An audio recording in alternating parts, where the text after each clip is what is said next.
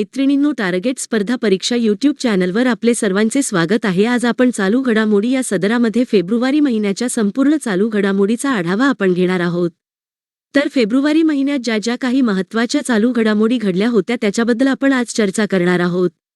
हा खूप मोठा व्हिडिओ असेल, काही तासांचा व्हिडिओ असेल, त्यामुळे काहीही स्किप न करता हळूहळू हा व्हिडिओ पहा।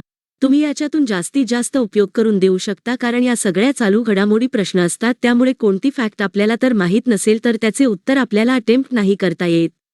तर व्हिडिओ पुढे जाण्याच्या आधी तुम्ही आमच्या चॅनलला सबस्क्राइब केलं नसेल तर नक्कीच सबस्क्राइब करा। 1 फेब्रुवारी 2023 अमृता शेर गिल। अलीकडेच नॅशनल गॅलरी ऑफ मॉडर्न आर्टने list institute, Hungarian culture centre, नवी दिल्ली यांच्या संयुक्त विद्यमाने अमृता शेर गिलची 110वी जयंती साजरी केली।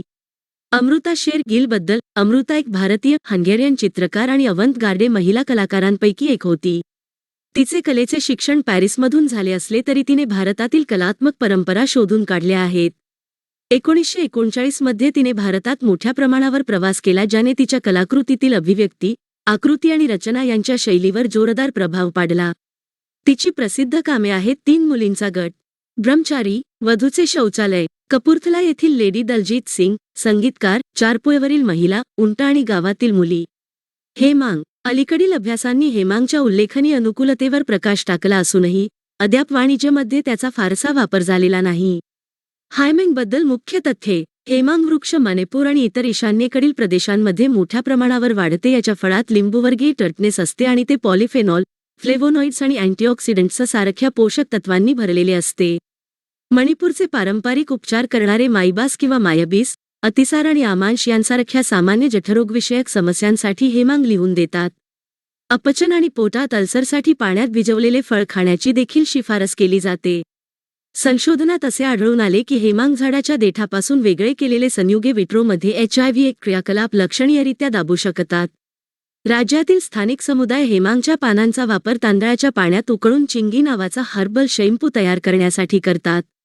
टर्नरसुचस हिंगलेया। पॅलेओन्टोलॉजिस्टना अलीकडेच प्राचीन टर्नरसुचस हिंगलेया या समुद्री मगरीचे जीवाश्म सापडले आहेत। टर्नरसुचस हिंगलेयाबद्दल। युनायटेड किंगडममधील जुरासिक कोस्टवर सापडलेल्या जीवाश्मांमध्ये टर्नरसुचस हिंगलेयाच्या डोक्याचा भाग, पाठीचा कणा आणि हातपाय यांचा समावेश आहे। त्याचे वय 185 दशलक्ष वर्षांपूर्वीच्या जुरासिक प्लिन्सबॅचियन काळातील आहे। त्यांच्या तुलनेने लांब, सडपातळ थुंकीमुळे ते सध्या जिवंत असलेल्या घड्याळ मगरींसारखेच दिसले असते। प्लेन्सबॅचियन कालावधी हे 190.8 दशलक्ष ते 182.7 दशलक्ष वर्षांपूर्वीच्या ज्युरासिक कालखंडात घडले। स्टेचचे नाव जर्मनीतील प्लिन्सबॅक या गावावरून पडले आहे। 1 फेब्रुवारी 2023 लाल डोक्याचे गिधाड। नुकतेच आसोला भाटी वन्यजीव अभयारण्यात लाल डोके असलेले गिधाड दिसले। लाल डोक्याच्या गिधाडाबद्दल। भारतात आढळणाऱ्या गिधाडांच्या 9 प्रजातींपैकी ही एक प्रजाती आहे। याला आशियाई राजा गिधाड किंवा पॉन्डिचेरी गिधाड असेही म्हणतात। भारतात मोठ्या प्रमाणावर आढळून आले, परंतु डायक्लोफेनाक विषबाधानंतर त्यांची संख्या खूपच कमी झाली। संवर्धन स्थिती IUCN लाल यादी। गंभीरपणे धोक्यात वन्यजीव संरक्षण कायदा 1972। अनुसूची 1 आसोला भाटी वन्यजीव अभयारण्याविषयी महत्त्वाची माहिती हे दिल्ली, हरियाणा सीमेवरील अरवली डोंगररांगेच्या दक्षिणेकडील दिल्ली कड्यावर आणि दक्षिण दिल्लीत तसेच हरियाणाच्या फरीदाबाद आणि गुरुग्राम जिल्ह्यांच्या उत्तरेकडील भागांमध्ये स्थित आहे। राजस्थानमधील अलवर येथील सरस्का राष्ट्रीय उद्यानापासून सुरू होणाऱ्या महत्त्वाच्या वन्यजीव कॉरिडॉरच्या शेवटी हे आहे। वनस्पती। विविध प्रकारची झाडे, झुडुपे, औषधी वनस्पती आणि गवत। प्राणी। मोठ्या संख्येने सस्तन प्राणी, सरपटणारे प्राणी, उभयचर प्राणी, फुलपाखरे आणि ड्रॅगनफ्लाय। 1 फेब्रुवारी 2023 यायात्सो तलाव। अलीकडेच यायात्सो तलावाला जैविक विविधता कायद्याअंतर्गत लडाखचे पहिले जैवविविधता वारसा स्थळ घोषित करण्यात आले।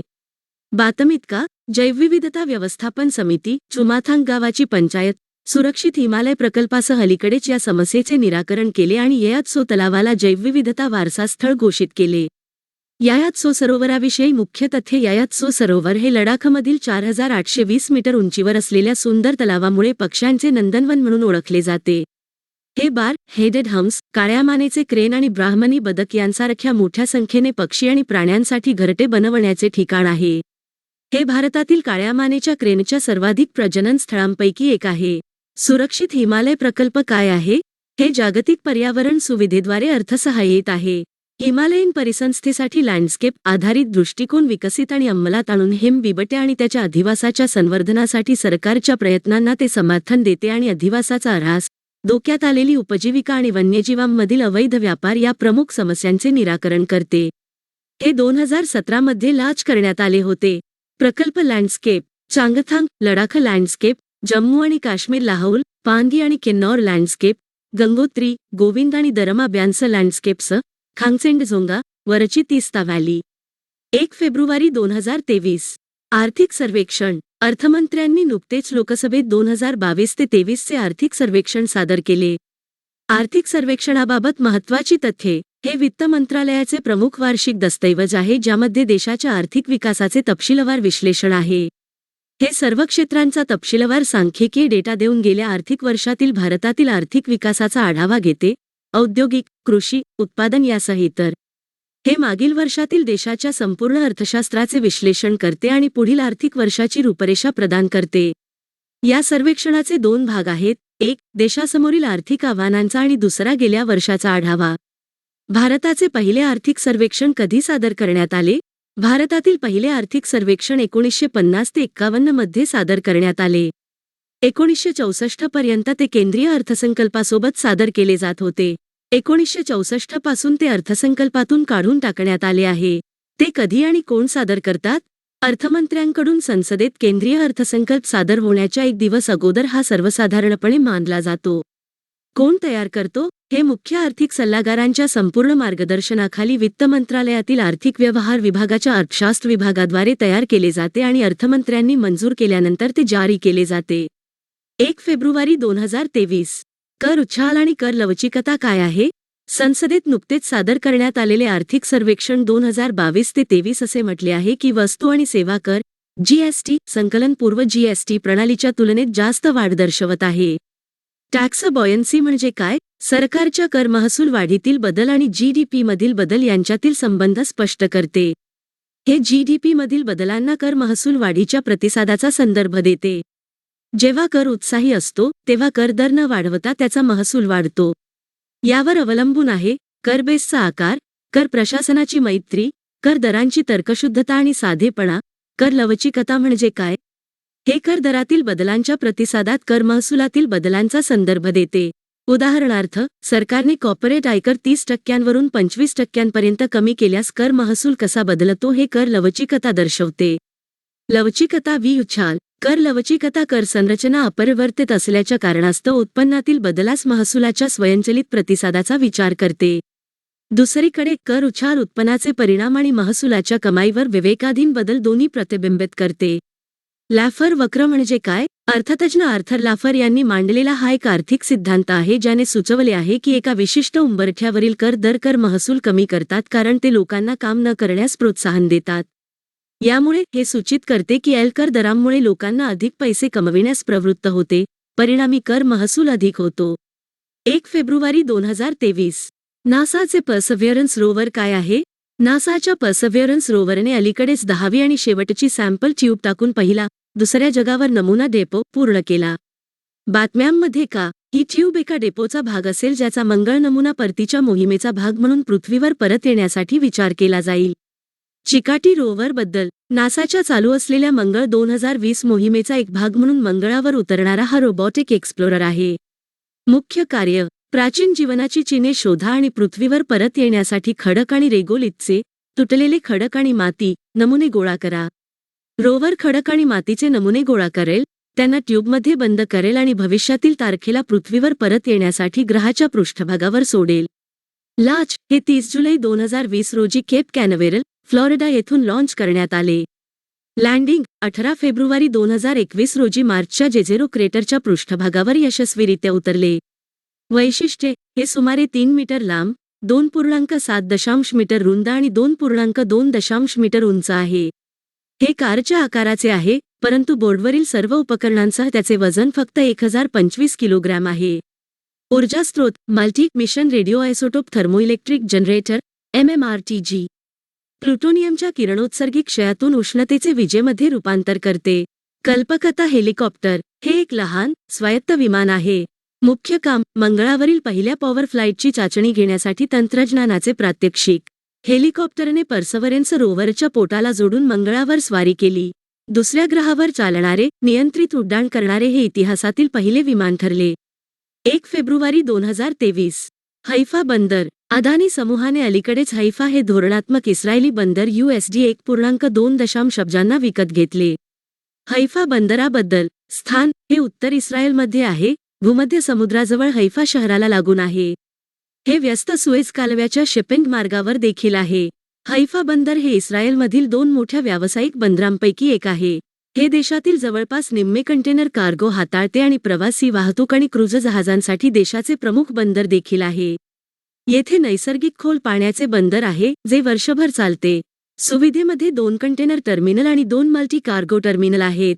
हैफा बंदर 1933 मध्ये ब्रिटिशांनी बांधले होते. 1948 पासून ते इस्रायली सरकारने पुनर्बांधणी आणि विकसित केले आहे. स्रोत इस्रायलचे पंतप्रधान नेतन्याहू यांनी प्रतिष्ठित हैफा बंदर अदानी समूहाच्या नेतृत्वाखालील JVला सुपूर्द केले. 1 फेब्रुवारी 2023. PM care fund. केंद्र सरकारने अलीकडेच दिल्ली उच्च न्यायालयाला कळवले आहे की PM केअर फंड सार्वजनिक धर्मादाय ट्रस्ट म्हणून स्थापन केला आहे आणि RTI अंतर्गत सार्वजनिक प्राधिकरण नाही. PM केअर फंडबद्दल. पंतप्रधान नागरिक सहाय्य आणि आपत्कालीन परिस्थितीत मदत निधी PM केअर्स फंड 28 मार्च 2020 रोजी भारतात कोविड-19 साथीच्या आजारानंतर तयार करण्यात आला. हे भविष्यातील कोरोना व्हायरस उद्रेक आणि तत्सम साथीच्या आजाराविरुद्ध लढा देण्यासाठी आणि प्रतिबंध आणि मदत प्रयत्नांसाठी तयार केले गेले आहे. पब्लिक चॅरिटेबल ट्रस्ट म्हणून त्याची नोंदणी करण्यात आली आहे. उद्दिष्टे. कोणतीही आपत्ती, सार्वजनिक आरोग्य आणीबाणी किंवा नैसर्गिक किंवा मानवनिर्मित कोणत्याही प्रकारच्या आपत्कालीन परिस्थितीत सर्व बाधित व्यक्तींना मदत आणि मदत प्रदान करणे. निर्मिती तसेच कोणत्याही फार्मास्युटिकल सुविधांचे अपग्रेडेशन, संशोधनासाठी निधी देणे, कोणत्याही आवश्यक पायाभूत सुविधांची निर्मिती किंवा अपग्रेडेशन, आरोग्यसेवा समर्थन किंवा इतर कोणत्याही प्रकारचे समर्थन. ट्रस्टची रचना. पंतप्रधान हे PM केअर फंडाचे पदसिद्ध अध्यक्ष आहेत. संरक्षण मंत्री, गृहमंत्री आणि वित्त मंत्री, भारत सरकार हे या निधीचे पदसिद्ध विश्वास्त आहेत. फंडाचे ट्रस्ट डीड विश्वास्त मंडळाच्या अध्यक्षांना म्हणजे पंतप्रधानांना विश्वास्त मंडळावर 3 विश्वस्तांना नामनिर्देशित करण्याचा अधिकार देते. योगदान. या निधीमध्ये व्यक्ती, संस्थांच्या स्वैच्छिक योगदानाचा समावेश आहे आणि त्याला कोणतेही अर्थसंकल्पी समर्थन मिळत नाही. फंडातील योगदान कंपनी, इतर धर्मादाय संस्था, संघटना इत्यादींसह कोणत्याही व्यक्ती किंवा संस्थांकडून असू शकते. PM केअर्स फंडाला देणग्या प्राप्तिकर कायद्यांतर्गत 100% सवलतीसाठी 80G लाभांसाठी पात्र ठरतील. PM केअर्स फंडातील देणग्या देखील कंपनी कायदा 2013 अंतर्गत कॉर्पोरेट सोशल रिस्पॉन्सिबिलिटी CSR खर्च म्हणून गणल्या जातील. त्याला FCRA अंतर्गत सूटही मिळाली आहे. हे PM केअर फंडला परदेशातील व्यक्ती आणि संस्थांकडून देणग्या आणि योगदान स्वीकारण्यास सक्षम करते. 2 फेब्रुवारी 2023. एकलव्य मॉडेल निवासी शाळा EMRS. अर्थमंत्र्यांनी अलीकडेच सांगितले की एकलव्य मॉडेल निवासी शाळांसाठी तब्बल 38,800 शिक्षक नियुक्त केले जातील. एकलव्य मॉडेल निवासी शाळा EMRS बद्दल. EMRSची सुरुवात 1997 ते 98 मध्ये दुर्गम भागातील ST मुलांना दर्जेदार शिक्षण देण्यासाठी, त्यांना शिक्षणातील सर्वोत्तम संधी उपलब्ध करून देण्यासाठी आणि त्यांना सामान्य लोकसंख्येच्या बरोबरीने आणण्यासाठी करण्यात आली. भारतीय राज्यघटनेच्या अनुच्छेद 275(1) अंतर्गत मिळालेल्या अनुदानातून EMRSची स्थापना राज्ये, केंद्रशासित प्रदेशांमध्ये केली जाते.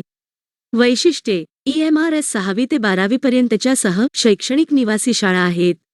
एकलव्य शाळा नवोदय विद्यालयांच्या बरोबरीने असतील आणि क्रीडा आणि कौशल्य विकासाचे प्रशिक्षण देण्याबरोबरच स्थानिक कला आणि संस्कृतीचे जतन करण्यासाठी विशेष सुविधा असतील. प्रत्येक शाळेत 480 विद्यार्थ्यांची क्षमता आहे आणि मुले आणि मुलींसाठी समान संख्या आहे. या शाळांमध्ये एकूण जागांच्या 10% जागांवर बिगर ST विद्यार्थ्यांना प्रवेश दिला जाऊ शकतो. या शाळांमध्ये CBSE अभ्यासक्रमाचे पालन केले जाते आणि शिक्षण पूर्णपणे मोफत आहे. आदिवासी विद्यार्थ्यांसाठी राष्ट्रीय शिक्षण संस्था NEST ही एक स्वायत्त संस्था आहे जी देशभरात EMRSची स्थापना आणि व्यवस्थापन करण्यासाठी आदिवासी व्यवहार मंत्रालयाच्या अंतर्गत स्थापन करण्यात आली आहे. सरकारी लक्ष्य 2018 ते 19च्या अर्थसंकल्पानुसार 50% पेक्षा जास्त सेंट लोकसंख्या असलेल्या आणि किमान 20,000 आदिवासी लोकसंख्या असलेल्या प्रत्येक ब्लॉकमध्ये 2022 पर्यंत EMRS असेल. 2 फेब्रुवारी 2023. महिला सन्मान बचत प्रमाणपत्र योजना काय आहे? केंद्रीय अर्थसंकल्पात महिला आणि मुलींसाठी महिला सन्मान बचत प्रमाणपत्र ही नवीन बचत योजना अर्थमंत्र्यांनी नुकतीच जाहीर केली. महिला सन्मान बचत प्रमाणपत्र योजनेबद्दल ही योजना महिला किंवा मुलींच्या नावे 2 वर्षांच्या कालावधीसाठी 2 लाख रुपयांपर्यंत ठेव सुविधा देते. हे 7.5% निश्चित व्याज दर देते. कोणतेही कर लाभ नाहीत, परंतु या योजनेत आंशिक पैसे काढण्याची परवानगी आहे. अर्थसंकल्प 2023 मध्ये जाहीर केलेली ही एक वेळ योजना आहे आणि 2 वर्षांच्या कालावधीसाठी म्हणजे मार्च 2025 पर्यंत उपलब्ध राहील. फायदा यामुळे अधिकाधिक महिलांना औपचारिक आर्थिक बचत साधनांचा अवलंब करण्यास प्रोत्साहन मिळेल. 2 फेब्रुवारी 2023 म्युनिसिपल बॉन्ड्स म्हणजे काय? अर्थमंत्र्यांनी नुकतेच सांगितले की नगरपालिका संस्थांना त्यांच्या पायाभूत सुविधांमध्ये सुधारणा करण्यासाठी बॉन्ड जारी करण्याची परवानगी दिली जाईल आणि बॉन्ड्सवर त्यांची पात सुधारण्यासाठी शहरांना प्रोत्साहन दिले जाईल. महानगरपालिका बॉन्डबद्दल हे काय आहे? म्युनिसिपल बॉन्ड किंवा मुनी बॉन्ड हे भारतातील महानगरपालिका किंवा संबंधित संस्थांद्वारे जारी केलेले कर्ज साधन आहे. उद्देश जमा केलेला निधी सामाजिक आर्थिक विकास प्रकल्पांना वित्तपुरवठा करण्यासाठी वापरला जातो. इतिहास 74व्या घटनादुरुस्तीद्वारे महानगरपालिका संस्थांना अधिकार आणि प्राधिकरणांचे विकेंद्रीकरण झाल्यानंतर 4 वर्षांनी पायाभूत सुविधा विकास प्रकल्पांसाठी बंगळुरू स्थानिक स्वराज्य संस्थेने 1997 मध्ये हे प्रथम जारी केले. कर सवलत म्युनिसिपल बॉन्ड्सना करातून सूट दिली जाते जर खरेदीदाराने महानगरपालिकेने घालून दिलेल्या नियमांचे पालन केले असेल. व्याज देखील करातून मुक्त आहे. Securities and exchange board of India SEBI मार्गदर्शक तत्त्वे मागील वर्षात वित्तीय संस्थांकडून घेतलेल्या कर्जाच्या किंवा कर्जाच्या साधनांची परतफेड करताना नगरपालिकेचा इतिहास नसावा. म्युनिसिपल बॉन्ड्स जारी करण्याआधीच्या सर्व 3 वर्षांमध्ये त्याची सकारात्मक निव्वळ संपत्ती असली पाहिजे. रिझर्व्ह बँक ऑफ इंडियाने प्रकाशित केलेल्या विलफुल डिफॉल्टर्सच्या यादीमध्ये अशा महानगरपालिका संस्था, त्यांची समूह कंपनी किंवा संचालक आणि प्रवर्तक यांचा उल्लेख केला जाणार नाही.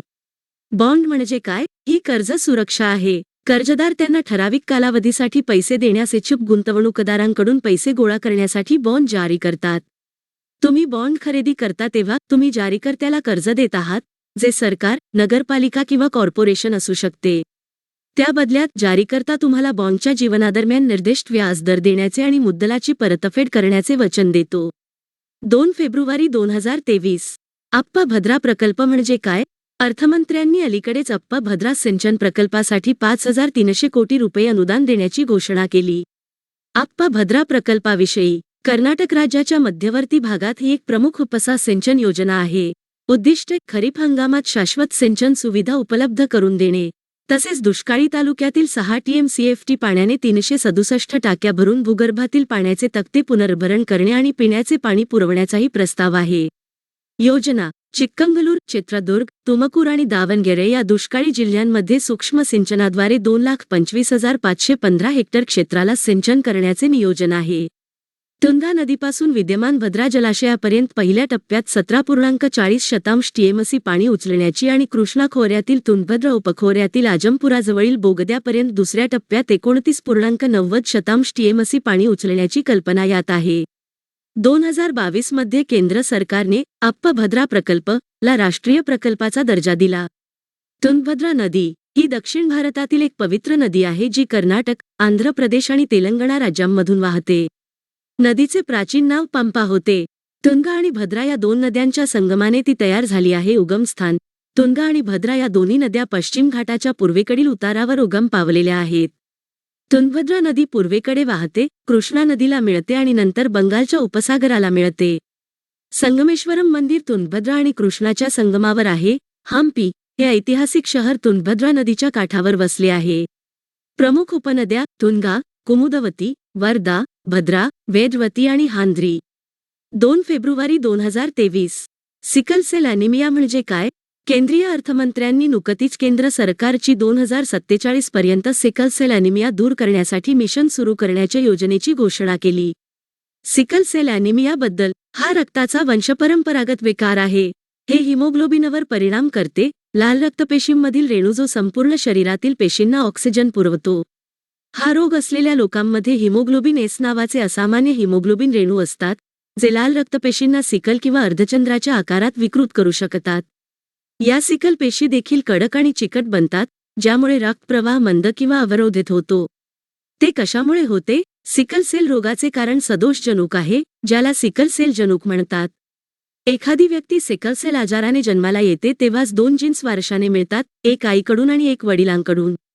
लक्षणे: प्रारंभिक अवस्था: अशक्तपणामुळे अत्यंत थकवा किंवा गडबड, वेदनादायकपणे हात आणि पाय सुजणे आणि कावीळ. नंतरचा टप्पा: तीव्र वेदना, अशक्तपणा, अवयवांचे नुकसान आणि संक्रमण. उपचार: अस्थिमज्जा किंवा स्टेम सेल प्रत्यारोपण हा या आजारावर एकमेव उपचार आहे. तथापि, असे उपचार आहेत जे लक्षणे दूर करण्यास, गुंतागुंत कमी करण्यास आणि आयुष्य वाढविण्यात मदत करू शकतात. 2 फेब्रुवारी 2023. 2023 ते 24च्या अर्थसंकल्पात कृषी आणि शेतकरी कल्याणकारी उपक्रमांची घोषणा. अर्थसंकल्पीय भाषणादरम्यान केंद्रीय अर्थमंत्र्यांनी कृषी आणि शेतकरी कल्याणासाठी अनेक योजनांची घोषणा केली. जाहीर केलेले प्रमुख उपक्रम आहेत: पीएम प्रणाम, पृथ्वी मातेच्या जीर्णोद्धार, जागरूकता, पोषण आणि सुधारणेसाठी पंतप्रधान कार्यक्रम. हा कार्यक्रम पर्यायी खते आणि रासायनिक खतांच्या संतुलित वापराला प्रोत्साहन देण्यासाठी राज्ये आणि केंद्रशासित प्रदेशांना प्रोत्साहन देण्याचा प्रयत्न करेल. भारतीय प्राकृतिक खेती जैव इनपुट संसाधन केंद्र या अंतर्गत 10,000 बायो इनपुट रिसोर्स सेंटर्सची स्थापना केली जाईल, ज्यामुळे राष्ट्रीय स्तरावर वितरित सूक्ष्म खते आणि कीटकनाशक उत्पादन नेटवर्क तयार केले जाईल. याचा परिणाम पुढील 3 वर्षांत 1 कोटीहून अधिक शेतकऱ्यांना होणार आहे. कृषी प्रवेगक निधी शेतकऱ्यांना भेडसावणाऱ्या आव्हानांसाठी नाविन्यपूर्ण आणि परवडणारे उपाय आणणे हे या फंडाचे उद्दिष्ट असेल.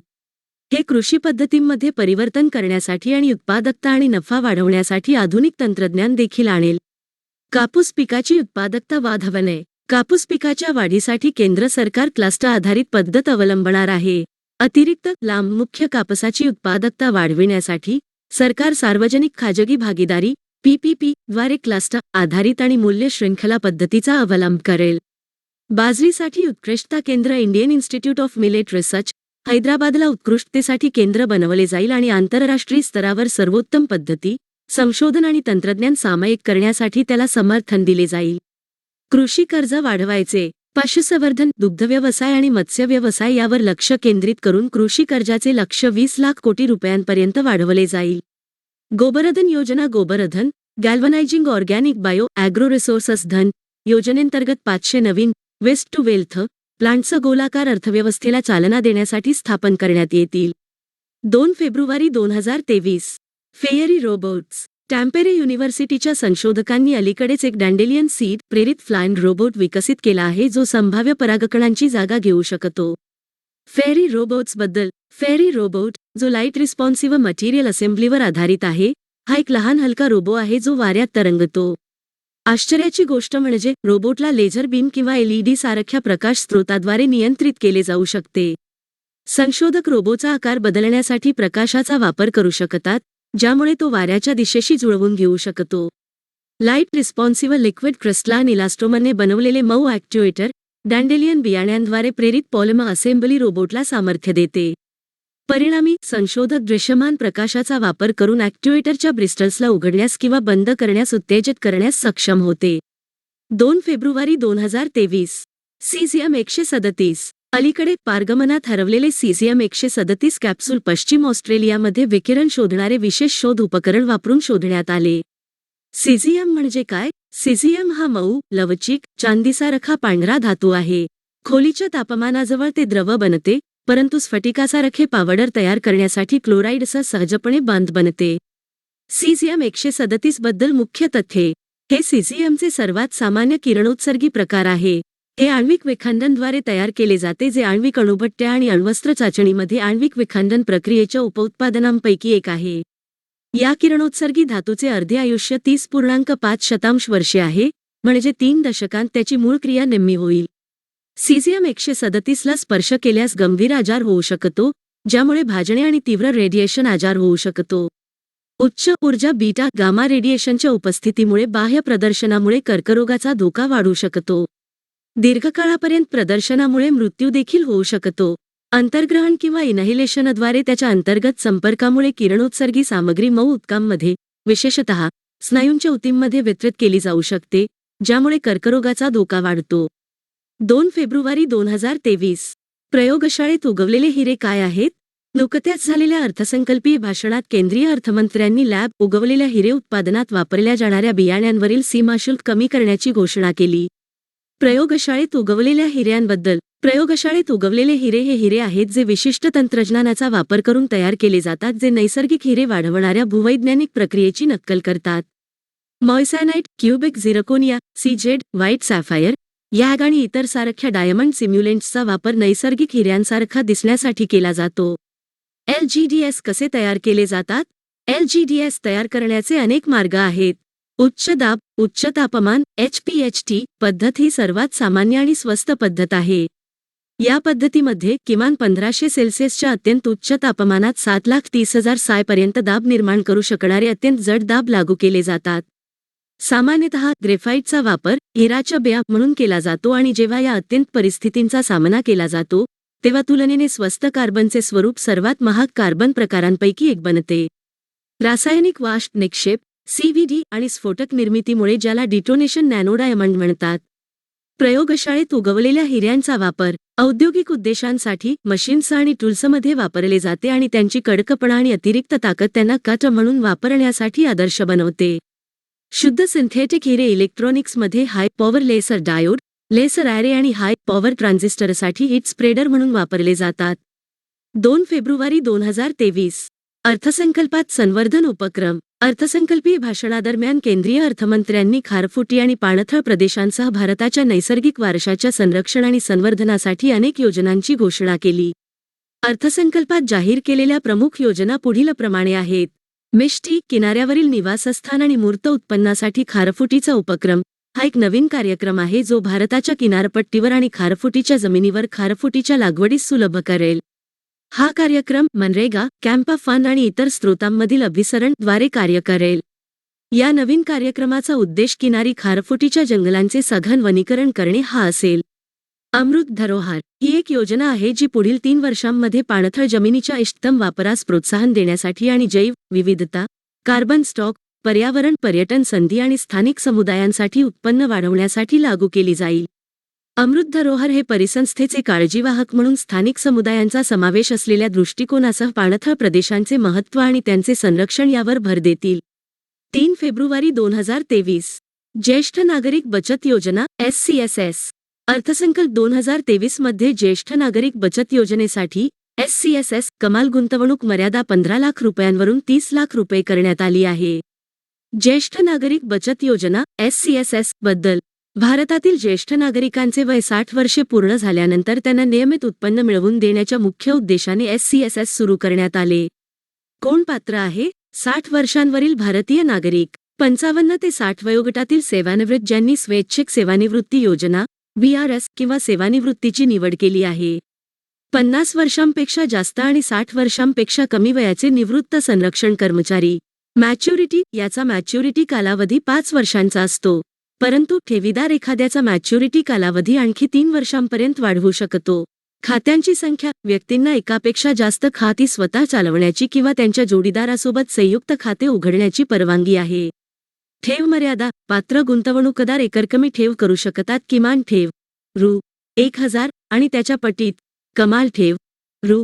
15 लाख किंवा सेवानिवृत्तीवर मिळालेली रक्कम यापैकी जी रक्कम कमी असेल. अर्थसंकल्प 2023 मध्ये 30 लाख रुपये वाढवली जाईल.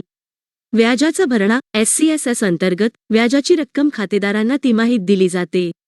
मुदतपूर्व पैसे काढणे. खाते उघडल्यानंतर 1 वर्षानंतर मुदतपूर्व पैसे काढण्याची परवानगी आहे. SCSS मधील ठेवी आयकर कायद्याच्या 80C अंतर्गत कपातीसाठी पात्र ठरतात. 3 फेब्रुवारी 2023 export import bank of India Exim bank म्हणजे काय? केंद्रीय अर्थमंत्र्यांनी अलीकडेच गुजरातमधील गिफ्ट सिटी येथे एक्सम बँकेची उपकंपनी आणि डेटा दूतावास स्थापन करण्याची घोषणा केली. एक्सिम बँकेबद्दल. ही देशाची प्रमुख निर्यात वित्त संस्था आहे. भारत सरकारने export import bank of India कायदा 1981 अंतर्गत त्याची स्थापना केली होती. एक्सम बँक संपूर्णपणे भारत सरकारच्या मालकीची आहे. सेवा. एक्सम बँक निर्यातदार आणि आयातदारांना आर्थिक मदत करते.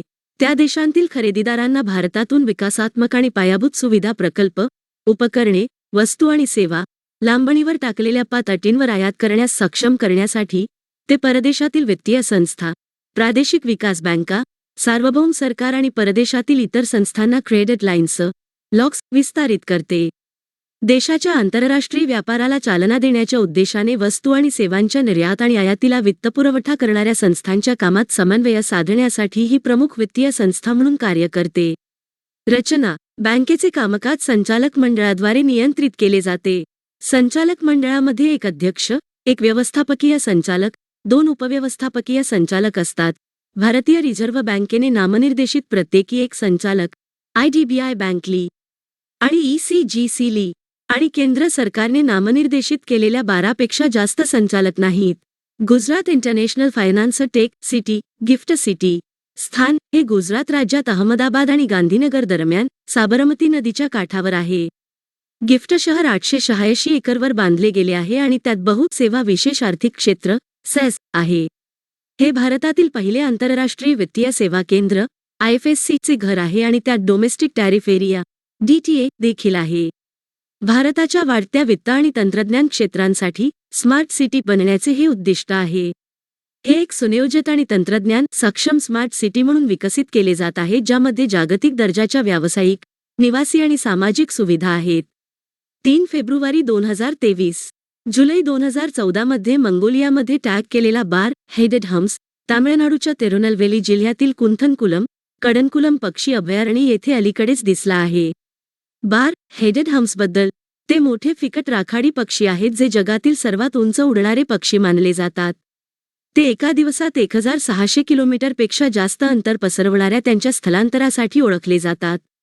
ते हिमालय ओलांडून त्यांच्या 2दा वार्षिक स्थलांतरादरम्यान 29,500 फूट उंचीवर पोहोचण्यासाठी देखील ओळखले जातात. वैज्ञानिक नाव ॲन्सर इंडिकस. वितरण: मूळ मध्य आशियातील, जेथे प्रजाती प्रजनन करतात, त्या भारत, पाकिस्तान, नेपाळ, कझाकिस्तान, बांगलादेश, म्यानमार, जपान आणि इतर जवळपासच्या प्रदेशांमध्ये आढळतात. निवासस्थान: ते उंचावरील पठारांवर तलाव आणि दलदलीच्या आसपास प्रजनन करतात, सखल प्रदेशात आणि शेतात हिवाळा. ही प्रजाती राखाडी आणि पांढरी आहे आणि तिच्या पांढऱ्या डोक्याच्या मागील बाजूस 2 घोड्याच्या नालांच्या आकाराचे तपकिरी काळ्या पट्ट्या आहेत. बिल आणि पाय गुलाबी, केशरी किंवा पिवळे आहेत. IUCN स्थिती, किमान चिंता. 3 फेब्रुवारी 2023. Urban infrastructure development fund UIDF म्हणजे काय? TIA-2 आणि TIA-3 शहरांमध्ये पायाभूत सुविधा निर्माण करण्यासाठी सरकार दरवर्षी 10,000 कोटी रुपयांचा नागरी पायाभूत सुविधा विकास निधी UIDF स्थापन करणार असल्याची घोषणा वित्तमंत्र्यांनी अलीकडेच केली. नागरी पायाभूत सुविधा विकास निधी UIDF बद्दल: UIDFची स्थापना प्राधान्य क्षेत्रातील कर्जाची कमतरता वाप. ग्रामीण पायाभूत सुविधा विकास निधी RIDFच्या धर्तीवर त्याची स्थापना केली जाईल.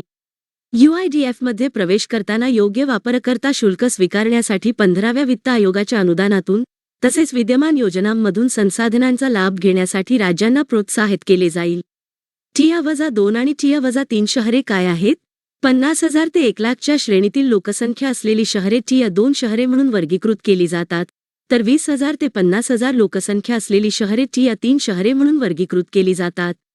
ग्रामीण पायाभूत सुविधा विकास निधी RIDF म्हणजे काय?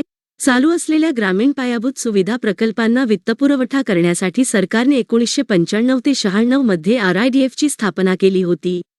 हा निधी national bank for agriculture and rural development NABARD द्वारे राखला जातो. योगदान: देशांतर्गत व्यावसायिक बँका कृषी क्षेत्राला निश्चित केलेल्या प्राधान्य क्षेत्राच्या कर्जामध्ये त्यांच्या कमतरतेच्या प्रमाणात निधीमध्ये योगदान देतात. मुख्य उद्दिष्ट: राज्य सरकारे आणि राज्य सरकारच्या मालकीच्या कॉर्पोरेशन्सना चालू असलेले ग्रामीण पायाभूत सुविधा प्रकल्प पूर्ण करण्यासाठी त्यांना कर्ज देणे. परतफेड कालावधी: 2 वर्षांच्या वाढीव कालावधीसह पैसे काढल्याच्या तारखेपासून 7 वर्षांच्या आत समान वार्षिक हप्त्यांमध्ये कर्जाची परतफेड केली जाईल. 3 फेब्रुवारी 2023. प्रधानमंत्री PVTG विशेषतः असुरक्षित आदिवासी गट विकास अभियान काय आहे? केंद्रीय अर्थमंत्र्यांनी अलीकडेच 2023 ते 24च्या केंद्रीय अर्थसंकल्पात विशेषतः असुरक्षित आदिवासी गटांच्या PVTG कल्याणासाठी एक मिशन जाहीर केले. प्रधानमंत्री PVTG डेव्हलपमेंट मिशन बद्दल: यंदाच्या अर्थसंकल्पात सूचीबद्ध केलेल्या 7 सप्तर्षी प्राधान्यांपैकी एक, रिचिंग द लास्ट माईलचा एक भाग म्हणून हे मिशन सुरू केले जाईल. हे मिशन विशेषतः असुरक्षित आदिवासी गटांना सुरक्षित घर, शुद्ध पिण्याचे पाणी, शिक्षण, पोषण, रस्ते आणि दूरसंचार कनेक्शन आणि उपजीविकेसह संतृप्त करेल. पुढील 3 वर्षांत 15,000 कोटी रुपयांचा अर्थसंकल्प या मिशनसाठी समर्पित केला जाईल. या योजनेचा लाभ 3.5 लाख आदिवासींना होणार आहे. 2023 ते 24च्या अर्थसंकल्पात सप्तर्षी प्राधान्यक्रम 7 प्राधान्यक्रम सूचीबद्ध. सर्वसमावेशक विकास, लास्ट माईल गाठणे, पायाभूत सुविधा आणि गुंतवणूक, संभाव्यता मुक्त करणे, हिरवी वाढ, युवा शक्ती, आर्थिक क्षेत्र. PVTG विशेषतः असुरक्षित आदिवासी गट कोण आहेत? ज्यांना अधिक समर्थन आणि विकासाची गरज आहे अशा आदिवासी गटांमध्ये PVTG अधिक असुरक्षित आहेत. भारतातील 705 अनुसूचित जमातींपैकी 75 PVTG म्हणून ओळखल्या गेल्या आहेत आणि 17 राज्ये आणि एका केंद्रशासित प्रदेशात पसरलेल्या आहेत. PVTGS ओळखण्यासाठी भारत सरकार खालील निकषांचे पालन करते: तंत्रज्ञानाची पूर्व, कृषी पातळी, साक्षरतेची निम्न पातळी, आर्थिक मागासलेपण, घटती किंवा स्थिर लोकसंख्या. 1975 मध्ये भारत सरकारने सर्वात असुरक्षित आदिवासी गटांना PVTGS नावाची एक वेगळी श्रेणी म्हणून ओळखण्यासाठी पुढाकार घेतला आणि असे 52 गट घोषित केले. 1993 मध्ये श्रेणीमध्ये अतिरिक्त 23 गट जोडण्यात आले. काही उदाहरणे: चोलनायकयन, केरळ, काथोडी, गुजरात, जरवास, अंदमान आणि निकोबार बेटे, कोरगा, कर्नाटक. 3 फेब्रुवारी 2023.